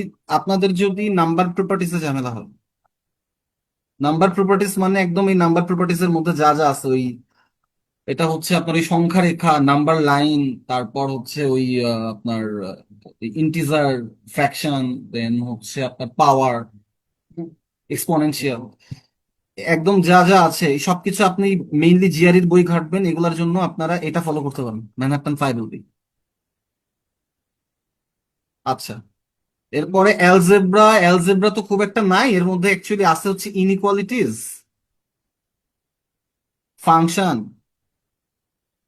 আর ওইটার একটা নাম আছে যে পরম মান দিয়ে ওইটার যে কি ভ্যালু জানি, absolute value. Absolute value. So এগুলোর জন্য জিআরইর বই ফলো করতে হবে, ম্যানহাটন ফাইভ এলবি এবং এই নোভা জিম্যাট ম্যাথ বাইবেল।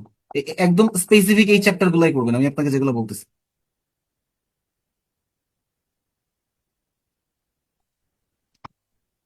ওকে। পাটিগণিত। হ্যাঁ, পাটিগণিত, এই যে কেবল যেটা বললেন, আমি একবারে পাটিগণিত বললাম কারণ এই পাটিগণিতের মধ্যে it covers everything. It covers profit loss, it covers interest, it covers time speed, হ্যাঁ, time and distance, it covers work related problem, it covers ওই যে আপনার মিক্সচার প্রবলেম, এভরিথিং। এই পাটিগণিত, যত রকমের পাটিগণিত আছে, যত দ্রুত সম্ভব math Q bank. Math Q bank আপনার এই সবগুলোর জন্য লাগবে, সবগুলোর জন্যই লাগবে। ম্যাথ কিউ ব্যাংক কমন এই সবগুলোতে, apart from math Q bank. আমি এখনো বিশ্বাস করি যে ম্যাথ কিউ ব্যাংক যদি পুরোপুরি নখদর্পণে থাকে, প্রিপারেশন 80 থেকে 90% কমপ্লিট হয়ে যায়। অ্যান্ড যেহেতু এখন অগস্ট মাস চলে, you guys should have completed math Q bank within this time. Math Q bank যত দ্রুত পারেন আপনারা শেষ করেন। পাটিগণিতে এই ম্যাথ কিউ ব্যাংক তো শেষ করবেনই, এবং এরপর আপনাকে এইদার আগারওয়ালে যেতে হবে। আমি যেটা বলি যে আপনার হাতে যদি টাইম না থাকে, আপনার এই ফ্যান্সি আগারওয়াল চুজ করার দরকার নাই। আপনি ওই দেশীয় খায়রুল অ্যাডভান্স চুজ করেন, কারণ খায়রুল অ্যাডভান্স হচ্ছে আগারওয়ালের মতোই। খায়রুল অ্যাডভান্স আরো তাড়াতাড়ি আপনি শেষ করে ফেলতে পারবেন, কারণ হচ্ছে খায়রুল অ্যাডভান্সে সেম টাইপের ম্যাথ গুলো একসাথে রাখা। তো আপনি সেম টাইপের ম্যাথ একটা দুইটা করে চাইলে স্কিপ করে যেতে পারবেন। আগারওয়ালে সেম টাইপের ম্যাথ একসাথে করা নাই, সো ওভাবে স্কিপ করার সুযোগ নেই। আপনার আগারওয়াল করলে ওই 200টা ম্যাথ নিয়ে বসতে হবে। এখন যে টাইম, তাতে আপনার ওই 200টা ম্যাথ করার সুযোগ নেই। সো আপনারা এই পাটিগণিতের জন্য এটা দেখবেন, এই খায়রুল অ্যাডভান্স দেখবেন। পাটিগণিতের জন্য খায়রুল অ্যাডভান্স দেখবেন। যারা স্ট্রাগল করতেছেন এখন, এখন আপনি কোন পোর্শনটাতে স্ট্রাগল করতেছেন, ইটস ইউর কল। আচ্ছা। আহ এখন বলেন না যে ভাইয়া এইগুলাতেও ঝামেলা হয়। এইগুলাতেও ঝামেলা হয়, আছেন নাকি? এই কমার্স হইলে আলাদা হিসাব, মানে আপনাদের এটাতে ঝামেলাতে পড়া লেজি। খুবই সারপ্রাইজিংলি, খুবই সারপ্রাইজিংলি আমাকে অনেকে বলছে ভাই এটাতে প্রবলেম আছে, আমরা এইচএসসি তে এই টপিক স্কিপ করে গেছি। আমি এত বড় নাম দেখতেছি না, হ্যাঁ, পিএনসি, এতটুকুই দেখতেছি। এটাতে যদি ঝামেলা হয়, দেখেন, এটা প্রথমত এই যে খায়রুল অ্যাডভান্স এটাতে নাই। ম্যানহাটন ফাইভ এল দিতে, ম্যানহাটন ফাইভ এল এর ম্যাথ গুলা খুবই খুবই খুবই ইজি, পারমুটেশন কম্বিনেশন। আহ ম্যাথকিউ ব্যাংকে হাতে গোনা 2 থেকে 3টা ম্যাথ আছে। বাজারে যেই বইগুলো আছে, এই বাজারের বইয়ের মধ্যে একমাত্র এই জায়গাটাতে খুব গোছায় প্রবলেমগুলো দেওয়া, খুবই গোছায় দেওয়া। এটা একদম ব্যাখ্যা সহকারে বুঝে বুঝে পড়বেন যদি আপনাদের এটাতে প্রবলেম থাকে। এটার পরেও যদি প্রবলেম না কাটে তাইলে আপনাদের এই ক্লাসিক বইটা থেকে এই চ্যাপ্টারটা পড়তে হবে। কিতাবউদ্দিনের এইচএসসি সেকেন্ড পেপার বই। আমি এই জিনিস পড়ছিলাম আপনাদের এই পারমুটেশন কম্বিনেশন বোঝার জন্য। হ্যাঁ, আমার কমার্স ব্যাকগ্রাউন্ড, আমি এগুলো জানতাম। ওকে, দেন জিওমেট্রি। জিওমেট্রি জিওমেট্রি হচ্ছে আপনার প্রথমত ম্যাথকিউ ব্যাংকেই অনেক আছে।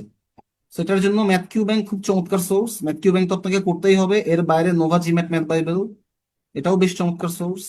আপনার হাতে যদি অফুরন্ত টাইম এরপরেও টাইম থাকে, then you can go to Khairul advance as well.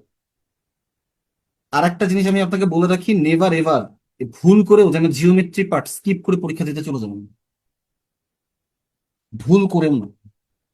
হ্যাঁ, আপনার বেলায় এরকম হতেই পারে যে খুব কঠিন কোশ্চেন দিছে কিন্তু জিওমেট্রির মধ্যে কয়েকটা সহজ জিওমেট্রি ঢুকায় দেওয়া, কারণ আইবির টিচাররাও জানে যে ছেলেমেয়েরা জিওমেট্রি না করে চলে আসে।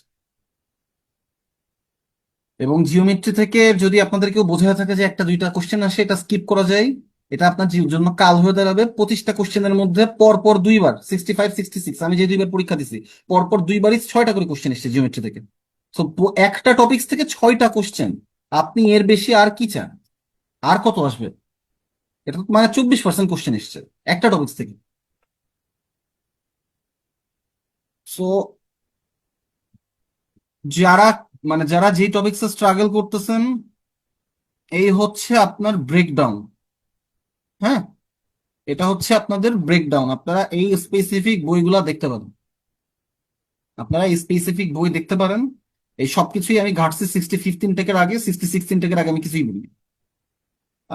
এইগুলা ঘাটতে এই আপনাকে আর কষ্ট করে রিসোর্স খোঁজা লাগবে না, মোটামুটি এগুলা প্রুভেন। এগুলা থেকে যদি আপনি দেখেন তাহলে দেখবেন যে এগুলা থেকে আপনি হেল্প পাচ্ছেন স্পেসিফিক টপিকস। আর প্রফিট লস, ইন্টারেস্টের ম্যাথ খুব একটা আসে না। প্রফিট লস, পার্সেন্টেজ, রেশিও, তিনটাই মোটামুটি একই টাইপের টপিকস। সো জাস্ট ওই খায়রুল অ্যাডভান্স ধরে সলভ করে ফেলতে পারেন আর কি। এগুলো ওইখানে ম্যাথ দেওয়াও আছে অনেক, ওই একই টাইপের ম্যাথ যদি বারবার ব্রেনস্টর্ম করেন দেখবেন যে মোটামুটি ব্রেন খুলতেছে। আর কি প্রবলেম ফেস করেন আপনারা ম্যাথে?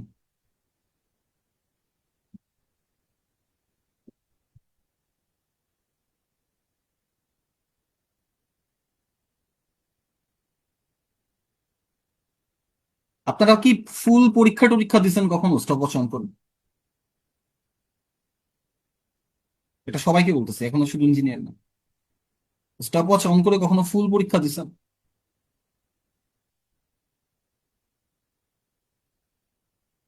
না হয়। এইগুলা একটু দেওয়া শুরু করেন ভাই। মক টেস্ট দেওয়ার আগেও এগুলা দেওয়া শুরু করেন। মক টেস্ট দেওয়ার আগেও অবশ্যই এগুলা দেওয়া শুরু করেন। আর নাইলে ভাই একটু ঝামেলা। এখনো টাইম এখনো ম্যাথের অ্যাকচুয়াল প্রবলেমটাতে আপনারা পৌঁছানি নাই।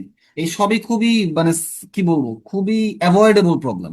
পরীক্ষার হলে ম্যাথ করতে হয় আসলে 10 থেকে 12টা, যেমন কোশ্চেনই আসুন। এটা আমরা আপনাদের 50% বলি যেন রিস্ক না নেন বা খুব বেশি রিল্যাক্সিং মোডে না চলে যান। কিন্তু কোশ্চেন আসলে যেমনই হোক, যদি এখন 25টা কোশ্চেন আইবি ফিক্স করে ফেলে, আপনাকে কখনোই কোশ্চেনের ডিফিকাল্টি যাই হোক 10টা থেকে 12টার বেশি ম্যাথ পারা লাগবে না। 10টা থেকে 12টার বেশি ম্যাথ পারা লাগবে না এর মানে আপনি 13টা কোশ্চেন না পারার সুযোগ থাকে। খেলাটা হচ্ছে টাইম, এটা হচ্ছে মেইন খেলা। তো আপনারা এখনো মেইন খেলাতে পৌঁছানি নাই। তো এটা এখন থেকেই শুরু করেন। আপনাদের ম্যাথ পুরোপুরি শেষ হওয়ার দরকার নাই। আইবি এর প্রিভিয়াস ইয়ার্স কোশ্চেন, এমবিএর না, এখন আপনারা আইবি এর বিবি এর কোশ্চেন গুলা কিনুন। আইবি এর বিবি এর কোশ্চেন যে কোনো একটা বছর খুলেন, বছর খুলে আপনি স্টপ ওয়াচে একদম 40 মিনিট সেট করুন। আপনি একটু দেখবেন যে 40 মিনিটে কয়টা মিলাইতে পারেন। হ্যাঁ, পরীক্ষার হলে এফিসিয়েন্সি রেট মিনিমাম 40% কম হবে। পরীক্ষার হলে এফিসিয়েন্সি রেটটা 40% কমে আসবে। সো আমি এক্সপেক্ট করবো যে যদি এখন 30টা কোশ্চেন থাকে, আপনি 40 মিনিটে 24টা কোশ্চেন দাগাচ্ছেন, তাহলে আমি বুঝবো যে পরীক্ষার হলে 15 থেকে 16টা দাগাতে পারবেন। যদি আপনার এখন 25টা কোশ্চেন থাকে, আমি এক্সপেক্ট করবো আপনি এর মধ্যে 20টা কোশ্চেন দাগাচ্ছেন, তাহলে আপনি পরীক্ষার হলে যে 12 থেকে 15টা কোশ্চেন দাগাতে পারবেন।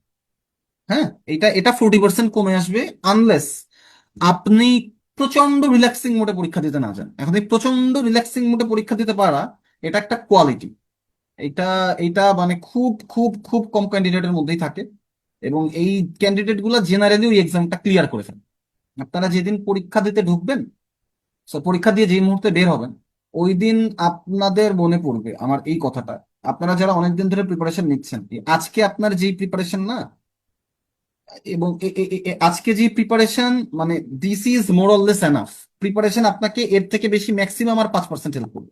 বাকি পুরো খেলাটা হচ্ছে পরীক্ষার হল খেলা। আপনি যে কোশ্চেন স্কিপ করার দরকার ওই কোশ্চেন স্কিপ করতে পারতেছেন কিনা, আপনি হুদায় টাইম নষ্ট করতেছেন কিনা, আপনি পরীক্ষার হলে প্রেশার হ্যান্ডেল করতে পারছেন কিনা, আপনি ডিভাস্টেটিং একটা এমসিকিউ এক্সাম দেওয়ার পর রিটেন পরীক্ষাটা ঠান্ডা মাথায় দিচ্ছেন কিনা, আপনি পরীক্ষার হলে নার্ভাস হয়ে গেছেন কিনা, এবং আপনি ওই মিনিমাম কাট অফ মার্কের একটা গেস পরীক্ষার হলে বসে করতে পারছেন কিনা। আর একটা জিনিস যেটা আমি আপনাদের শুরুর দিন থেকে বলতেছি, দেখেন গতবারের মতন যদি ম্যাথ কোশ্চেন না হয়, তাইলে বেশিরভাগ ক্ষেত্রেই আপনারা যারা চান্স পাবেন, আপনারা যারা ফার্স্ট হবেন এবং যারা চান্স পাবেন না, প্রত্যেকেই খুবই বিশ্রী একটা পরীক্ষা দিয়ে বের হবেন। এটা আপনি ফার্স্ট হন, এটা আপনি চান্স পান, আর এটা আপনি ভাইভা থেকে বাদ পড়েন, আর এটা আপনি একদম জাস্ট বোল্ড আউট হন, আপনারা প্রত্যেকেই খুবই বিশ্রী একটা পরীক্ষা দিয়ে বের হবেন। বিশ্রী পরীক্ষার সমস্যা হচ্ছে, বিশ্রী পরীক্ষা দিলে ওই 1.5 ঘন্টা পর্যন্ত নার্ভ ধরে রাখা, এবং এরপরে যে আবার ঠান্ডা মাথায় রিটেন এক্সামটা ক্লিয়ার করে আসে, মানে রিটেন এক্সামটা ঠিক মতন দিয়ে আসা, এই যে এইগুলার জন্য আমরা নিজেদেরকে কনভিন্স করতে পারি না, কারণ পরীক্ষার হলে বসে আমরা সিদ্ধান্ত নিই যে আমরা ফেল করবো। তো আপনি পরীক্ষার হলে বসে একটা টার্গেট মার্ক রাখছেন, দ্যাটস ফাইন, এবং এটা রাখাই উচিত। আপনি ফেল করতেছেন নাকি পাস করতেছেন, মানে আপনি ফেল করতেছেন কিনা এই সিদ্ধান্তে আপনি পরীক্ষার হলে বসে আসবেন না। মনে রাখবেন, লাস্ট ইয়ার বিবিএ তে 25-এ 4 পেয়ে রিটেন খাতা দেখছে, এবং এইটা কোনো মিথ্যা গল্প না। রিটেনে আপনার বিবিএ দেরকে ঢাকা ভার্সিটির যে ড্যাশবোর্ড, ওখানে আইবিএ কে নাম্বার পাবলিশ করতে হয়। এমবিএর নাম্বার পাবলিশ হয় না, বিবিএর নাম্বার পাবলিশ হয়। সো যে 4 পাইছে তার রিটেন খাতা দেখা হয়েছে। So this is cut off mark. যে 25-এ 4 পাইছে ও কাট অফ ক্লিয়ার করছে। সো টেকনিক্যালি বুঝেন, যদি কোশ্চেন কঠিন হয় এবং আপনি 4টা ম্যাথ পারেন, আপনি তো পরীক্ষা হলে শিওর সিদ্ধান্ত নিয়ে ফেলছেন আপনি পাস করবেন না। হোয়াট ইফ আপনি পাস করেন, হোয়াট ইফ আপনার রিটেন খাতাটা দেখা হয়, এখন আপনি তো পাস করবেন না, জন্য রিটেনটা ভালো মতন লেখেন নাই, তখন কি হবে? এবং আরেকটা জিনিস বলি, যারা রিটেন পরীক্ষা দেয়, এই রিটেনে 30-এ 12 তুলতেছে খবর হয়ে যায়, আমি দেখছি। হ্যাঁ, এইগুলো সবই আমি বিবিএ দের খাতা দেখে বলতেছি।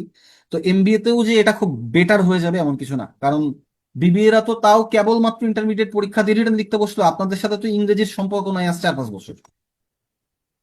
তো আপনি যদি এই 30-এ মোটামুটি 18-20 তুলে ফেলতে পারেন, এবং আপনি যদি এখানে একটা লোয়েস্ট নাম্বারও পান, আপনি অলরেডি 90% চান্স পেয়ে গেছেন। আমি এই এত কথা এই জন্য বলতেছি, আসলে ভাইয়া ম্যাথ খুব বেশি পারা লাগে না। হ্যাঁ, তো এত প্রবলেম ফেস করার মতন কিছু নাই। ইটস মোর লাইক আপনি কনসেপ্ট গুলা ক্লিয়ার হয়ে যায়, অ্যাকচুয়ালি এটাই ম্যাটার করে। আর যাদের যে স্পেসিফিক টপিক্স এর প্রবলেম হচ্ছে, আপনারা এই রিসোর্স গুলা ঘাটতে পারেন। এটা হচ্ছে এই রিসোর্স, মানে আমার একদম পার্সোনাল এক্সপিরিয়েন্স থেকে বলতেছে, এটা আমি কারোর সাথে কথাবার্তা বলা বা হচ্ছে কেউ আমাকে এগুলা বলতে বলছে এমন কিছু না। আমি পার্সোনালি এগুলো ফলো করতাম,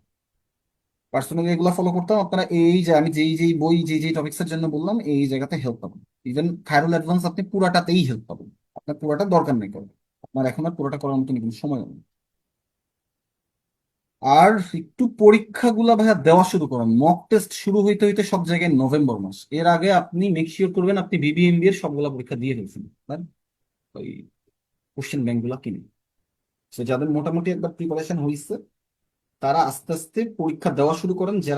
যাদের প্রিপারেশন এখনো হয় নাই, তাদেরও অক্টোবরের মিডল উইকের মধ্যে ওই বিবিএমবি এর গাইড সলভ করে ফেলতে হবে, ওকে ফাইন। আর জব এক্সাম যারা দিবেন, ভাইয়া এখানে, হ্যাঁ বল। ভাইয়া ইংলিশ নিয়ে একটু বলেন, কিছু বলবেন? কারণ ইংলিশের মধ্যে আপনি আমাকে একটা কোশ্চেন দিয়ে দুইটা যদি অপশন দেন, আমি খুঁজে খুঁজে ভুলটাই দাগাই। ইংলিশ নিয়ে তো আমি আমার জন্য 38টা ক্লাস নিয়ে বলতেছি ভাই, আপনি ক্লাস রেকর্ড দেখেন, ওখানেই যা যা বলছি ওগুলাই আপনি এখন কনজিউম করে পারবেন। হ্যাঁ, ওগুলাই কনজিউম করে পারবেন না, আবার রেকর্ড ক্লাস দেখা শুরু করেন, এত কিছু বলে ফেলছি, এগুলো আপনি নিয়ে পারবেন না। ওইগুলাই আগে, ওইগুলাই একটু ঠিক মতন কনজিউম করুন। ইংলিশ নিয়ে একটু কিছু না, ইংলিশ নিয়েই তো বলতেছি প্রথম দিন থেকে আপনাদের। আচ্ছা, যারা জবের এক্সাম দিতে বসবেন, তাদের জন্য এটা 40 মিনিট না, তারা এটাই 30 মিনিট সেট করবেন। কারণ জব এক্সামে জব এক্সামে 30 মিনিটের বেশি আপনি ম্যাথে জেনারেলি দিতে পারবেন না, কারণ ম্যাথ বাদে আপনার আরো 3টা সেগমেন্ট, বাংলা, সাধারণ জ্ঞান, ইংরেজি, 3টা সেগমেন্ট থাকে। আহ জেনারেলি অ্যাভারেজ স্টুডেন্টদের ইংরেজিতে অনেক টাইম চলে যায়, সো আপনি এটাতে মোটামুটি 30 মিনিট সেট করবেন। যদি 30 মিনিট সেট করেন, তাহলে আপনি যদি 30 মিনিটে দেখেন যে আপনি 20টা কোশ্চেন সলভ করতে পারতেছেন বা 18টা কোশ্চেন সলভ করতে পারতেছেন, তাহলে দেখবেন যে পরীক্ষার হলে যে আপনি 35 মিনিটে মোটামুটি 14 থেকে 15টা কোশ্চেন সলভ করছেন। আপনাদের জন্য সলিউশন ভাইয়া মানে দিয়ে কিন্তু এইগুলো, আপনাদের জন্য মেটেরিয়ালস এইগুলাই, এর বাইরে অন্য কোনো মেটেরিয়ালস না। আপনাদেরও যারা আইবি এর জন্য প্রিপারেশন নিচ্ছেন, মোরাললেস এই মেটেরিয়ালসই করা লাগবে যদি আইবি এর ওই ম্যাথকে আপনি কমফোর্ট জোন বানাতে চান। ওকে, সো ম্যাথ নিয়ে কথাবার্তা অনেক বলছি। আর ম্যাথ ক্লাস তো আপনারা করেন যারা যেখানে ইনরোল আছেন, সো ওটা ম্যাথ ওইভাবে পড়তে থাকেন। আর অ্যাপার্ট ফ্রম দিস, কোনো জায়গারই lecture sheet will not help, কারণ লেকচার শিটে চাইলেই 200টা প্রবলেম দেওয়া যায়, সো আপনাকে বই খুলতেই হবে। হ্যাঁ, ম্যাথের ব্যাপারটা ভাইয়া ইংরেজির মতো পাজল কিন্তু নিয়ে স্ট্রেট একটা ফরওয়ার্ড। কোয়েশ্চেন ছিল। হ্যাঁ, বল। আচ্ছা ভাইয়া, পাজল গুলোতে যারা লিখে দেখা যায়, ধরুন একটা 6টা কোয়েশ্চেনের পাজলে প্রথম 2-3টা কোয়েশ্চেন আপনার হয়তো কন্ডিশন গুলা পড়লে বা একটু জেনারেলি একটু ব্যাক ক্যালকুলেশন করলেই জেনারেলি প্রথম 2-3টা পারা যায়। কিন্তু ভাইয়া যে 4, 5 বা 6 নম্বর কোয়েশ্চেন গুলো ভাইয়া অনেক সময় একটু মানে অনেক বেশি টাইম কনজিউমিং হয়ে যায়। এখন ধরুন আহ, পরীক্ষার হলে সিনারিওতে এমন কি ধরেন পুরোটা পাজল কি মিলানো কি পসিবল, বা ওইরকম একটু যেগুলাতে একটু বেশি ক্যালকুলেশন করা লাগে আচ্ছা ভাইয়া, সেগুলা কি আদৌ কি সলভ দেখেন, করা যায় কিনা? প্রথমত আপনার যেগুলোতে বেশি বেশি ক্যালকুলেশন করা লাগতেছে, আপনার ওই পাজেলের অ্যাপ্রোচে কিছু প্রবলেম আছে। হ্যাঁ, আপনি বোধহয় ইমপ্লাইড শর্তগুলা বুঝতেছেন।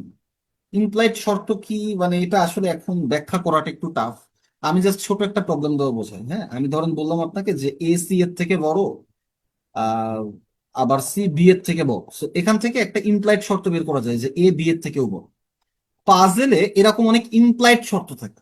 হ্যাঁ, যে আপনার ধরেন 3টা থেকে 4টা কন্ডিশন দেওয়া, এবং ওই 3টা থেকে 4টা কন্ডিশন থেকে আপনি আরো 2টা থেকে 3টা কন্ডিশন ডিরেক্ট ইমপ্লাই করতে পারতেছেন। এই যে এ গ্রেটার দেন বি এর এক, এই ইমপ্লাইড শর্তগুলো যখন আমরা ধরতে পারি না, তখন লাস্টের পাজেল গুলাতে অনেক টাইম চলে যায়। এক, দ্বিতীয় ব্যাপার হচ্ছে যে পাজেলের কন্ডিশন পড়ে সম্ভাব্য সলিউশনের একটা ম্যাপ তৈরি করে ফেলতে হয়, যেটা আমি করতাম। সো সম্ভাব্য সলিউশনের ম্যাপ ধরেন আমি এখন আপনাকে আবার বললাম যে ডিই এর থেকে বড়। সো এখানে কি কি সিকোয়েন্স আসতে পারে, যে A greater than B greater than C. এখন ডি এর সাথে এদের সম্পর্ক আমি জানি, এবং আমি জানি ডি গ্রেটার দেন ই, আমি জানি ডি গ্রেটার দেন ই। এখন আমি যদি এদের যে কোনো একজনের সাথে ডি এর সিকোয়েন্স জানি, তাহলে আমি একদম পুরা পাজলটা বের করে ফেলতে পারবো। সো দেখেন, এইটা হচ্ছে আমার একটা possible solution, A greater than B greater than C আর ডি গ্রেটার দেন ই, এবং এখানে একটা সম্পর্ক মিসিং। আপনি যদি আগে থেকে এই যে এই পসিবল সলিউশনের ম্যাপটা না ধরতে পারেন, আমার মনে হয় তখন লাস্টে যে সলিউশন করতে অনেক টাইম লেগেছে। এটা হইতে পারে একটা সম্ভাব্য সমস্যা। দ্বিতীয় ব্যাপার যেটা, সেটা হচ্ছে অনেক সময় অ্যাকচুয়ালি লাস্টের কোশ্চেন গুলো বড় থাকে। তো লাস্টের কোশ্চেন গুলো বড় থাকলেও বা কোনো কোশ্চেনই আসলে আমার সলভ করতে আমি দেখি নাই যে 1 মিনিট 2 মিনিটের বেশি চলে গেছে, বুঝছেন? তো আপনি যেগুলো বলতেছেন স্ট্রেট ফরওয়ার্ড প্রথম দিককার কোশ্চেন, ওইগুলা হয়তো আরো আগে মিলাই ফেলে লাস্টের গুলাতে 1 থেকে 2 মিনিট টাইম স্পেন্ড করা ইজ ওর্থ ইট। মানে সবসময় যে আপনি ওগুলা খুব দ্রুত মিলাই ফেলতে পারবেন তাও না।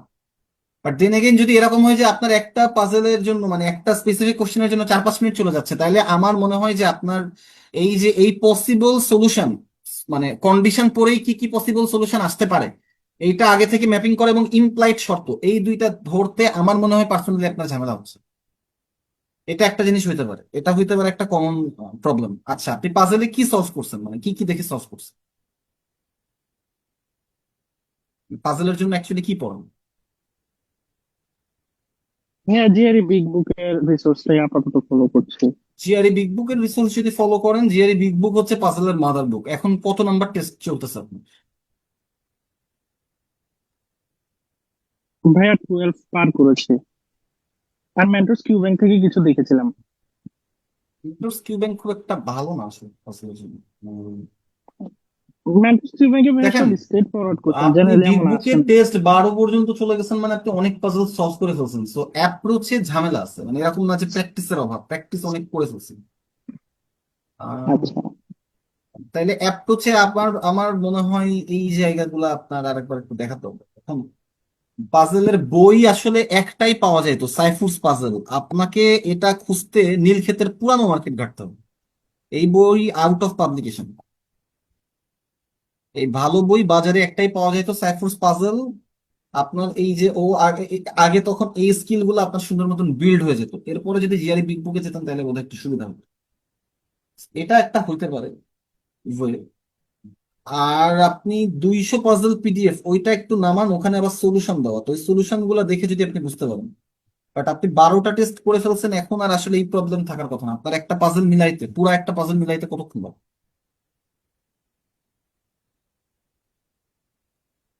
ভাইয়া এই যে এমন এই টাইপের প্রবলেম গুলোতে বেশি সময় লাগে না, কিন্তু ওই যে কিছু টাইপের প্রবলেম থাকে ওই যে না ভাইয়া না, এই শিডিউলিং টাইপের যেমন প্রবলেম সাজাতে আসবে না হয়। আপনার। এই টাইপের প্রবলেম আসবে না, আমি এটা দেখালাম আপনাকে। ইমপ্লয়েড শর্ত জিনিসটা কি এটা বোঝাই দিই,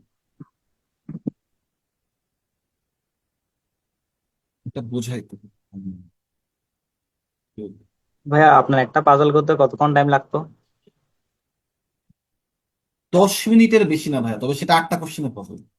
ওই জিআরই বিগ বুকের যেগুলো 7টা 8টা কোশ্চেনের পাজল ওইগুলা 10 মিনিটের বেশি না। 10 মিনিটের বেশি না। ইভেন পরীক্ষার হলে যে 2টা পাজল এসেছিল, আমি 2টা পাজল মিলাইছি, 2টা পাজল মিলাই বোধহয় 12 থেকে 13 মিনিট লাগছে। আহ আমার এই জন্য মানে ওইটাতে বোধহয় ভাই আপনার আরেকটু পাজল। আপনি ইয়ে করেন ইউটিউবে, এলস্যাট এর কিছু ভিডিও দেখেন, ইউটিউবে দেখবেন এলস্যাটে।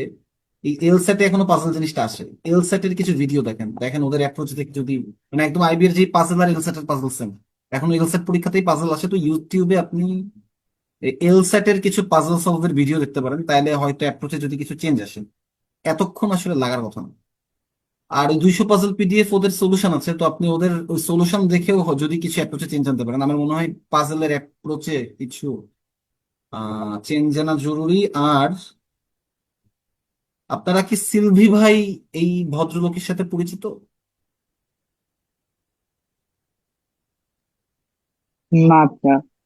আমার ওই এইমার্স গ্রুপেই দেখবেন সিলভি ভাই কিছু পোস্ট টোস্ট দিছে। ওনার কোনো ক্লাস যদি আপনি করতে পারেন পাজলের, তাহলে হয়তো আমি আমি কি বোঝাইতে চাচ্ছি, মানে ওইটা ওইটা আপনি বুঝবেন আর কি। আমি অ্যাকচুয়ালি কি বোঝাইতে চাচ্ছি। আর আর আপনার একটা জিনিস যেটা আমি তখন থেকে বলবো বলবো করে ভাবতেছি। আচ্ছা, পাজল অনেক ভালো পারি কারা এখন? মানে মোটামুটি পারি, অনেক ভালো না হলেও মানে পাজল পারি, পাজল নিয়ে ঝামেলায় পড়ি। মোটামুটি পারা যায়। যারা পাজল পারি, দেখেন আপনাদের মানে খুব কমন একটা ওভার কনফিডেন্সের কথা বলি, সেটা হচ্ছে পাজল যখন মিলা শুরু করে তখন আমাদের মনে হয় যে পাজল তো পরীক্ষার হলে মিলাই ফেলতে পারবো, আমরা আর বাকিগুলা করি না। শুনেন, এই ক্রিটিক্যাল রিজনিং আর হচ্ছে ডাটা সাফিসিয়েন্সি, এইটুকু এগুলা না করে কখনো পরীক্ষার হলে যাবেন না। কেন যাবেন না? বাই এনি চান্স যদি পাজলটা কঠিন আসে বা পরীক্ষার হলে আপনার পাজলটা মিলতেছে না, they will help you. They will help you. Puzzle মিলতেছে না মানে 5 মার্ক আপনি আর টাচ করতে পারবেন না। হ্যাঁ। আচ্ছা, একটা পাজল মিলতেছে নাকি মিলতেছে না এই সিদ্ধান্ত 2 থেকে 3 মিনিটের মধ্যেই নেবেন। যদি দেখেন কন্ডিশনটাই ধরতে পারেন না, কন্ডিশনটাই ধরতে পারেন না, just skip that. Just skip that. CR DS দিয়ে 5 নাম্বার তুলে ফেলা যায়।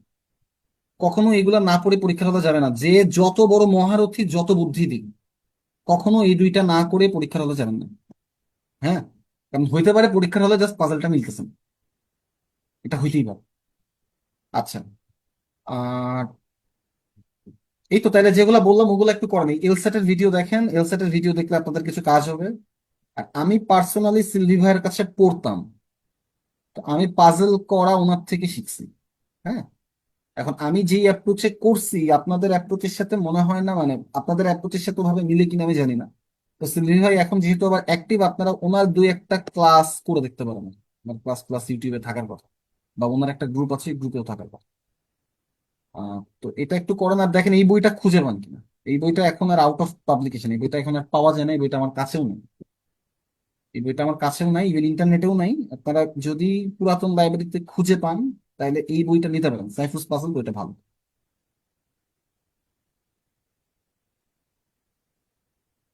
ওকে, সো আরেকদিন কথাবার্তা বলবো এগুলো নিয়ে। তাহলে আজকে ক্লাস মোটামুটি পর্যন্তই। Thank you.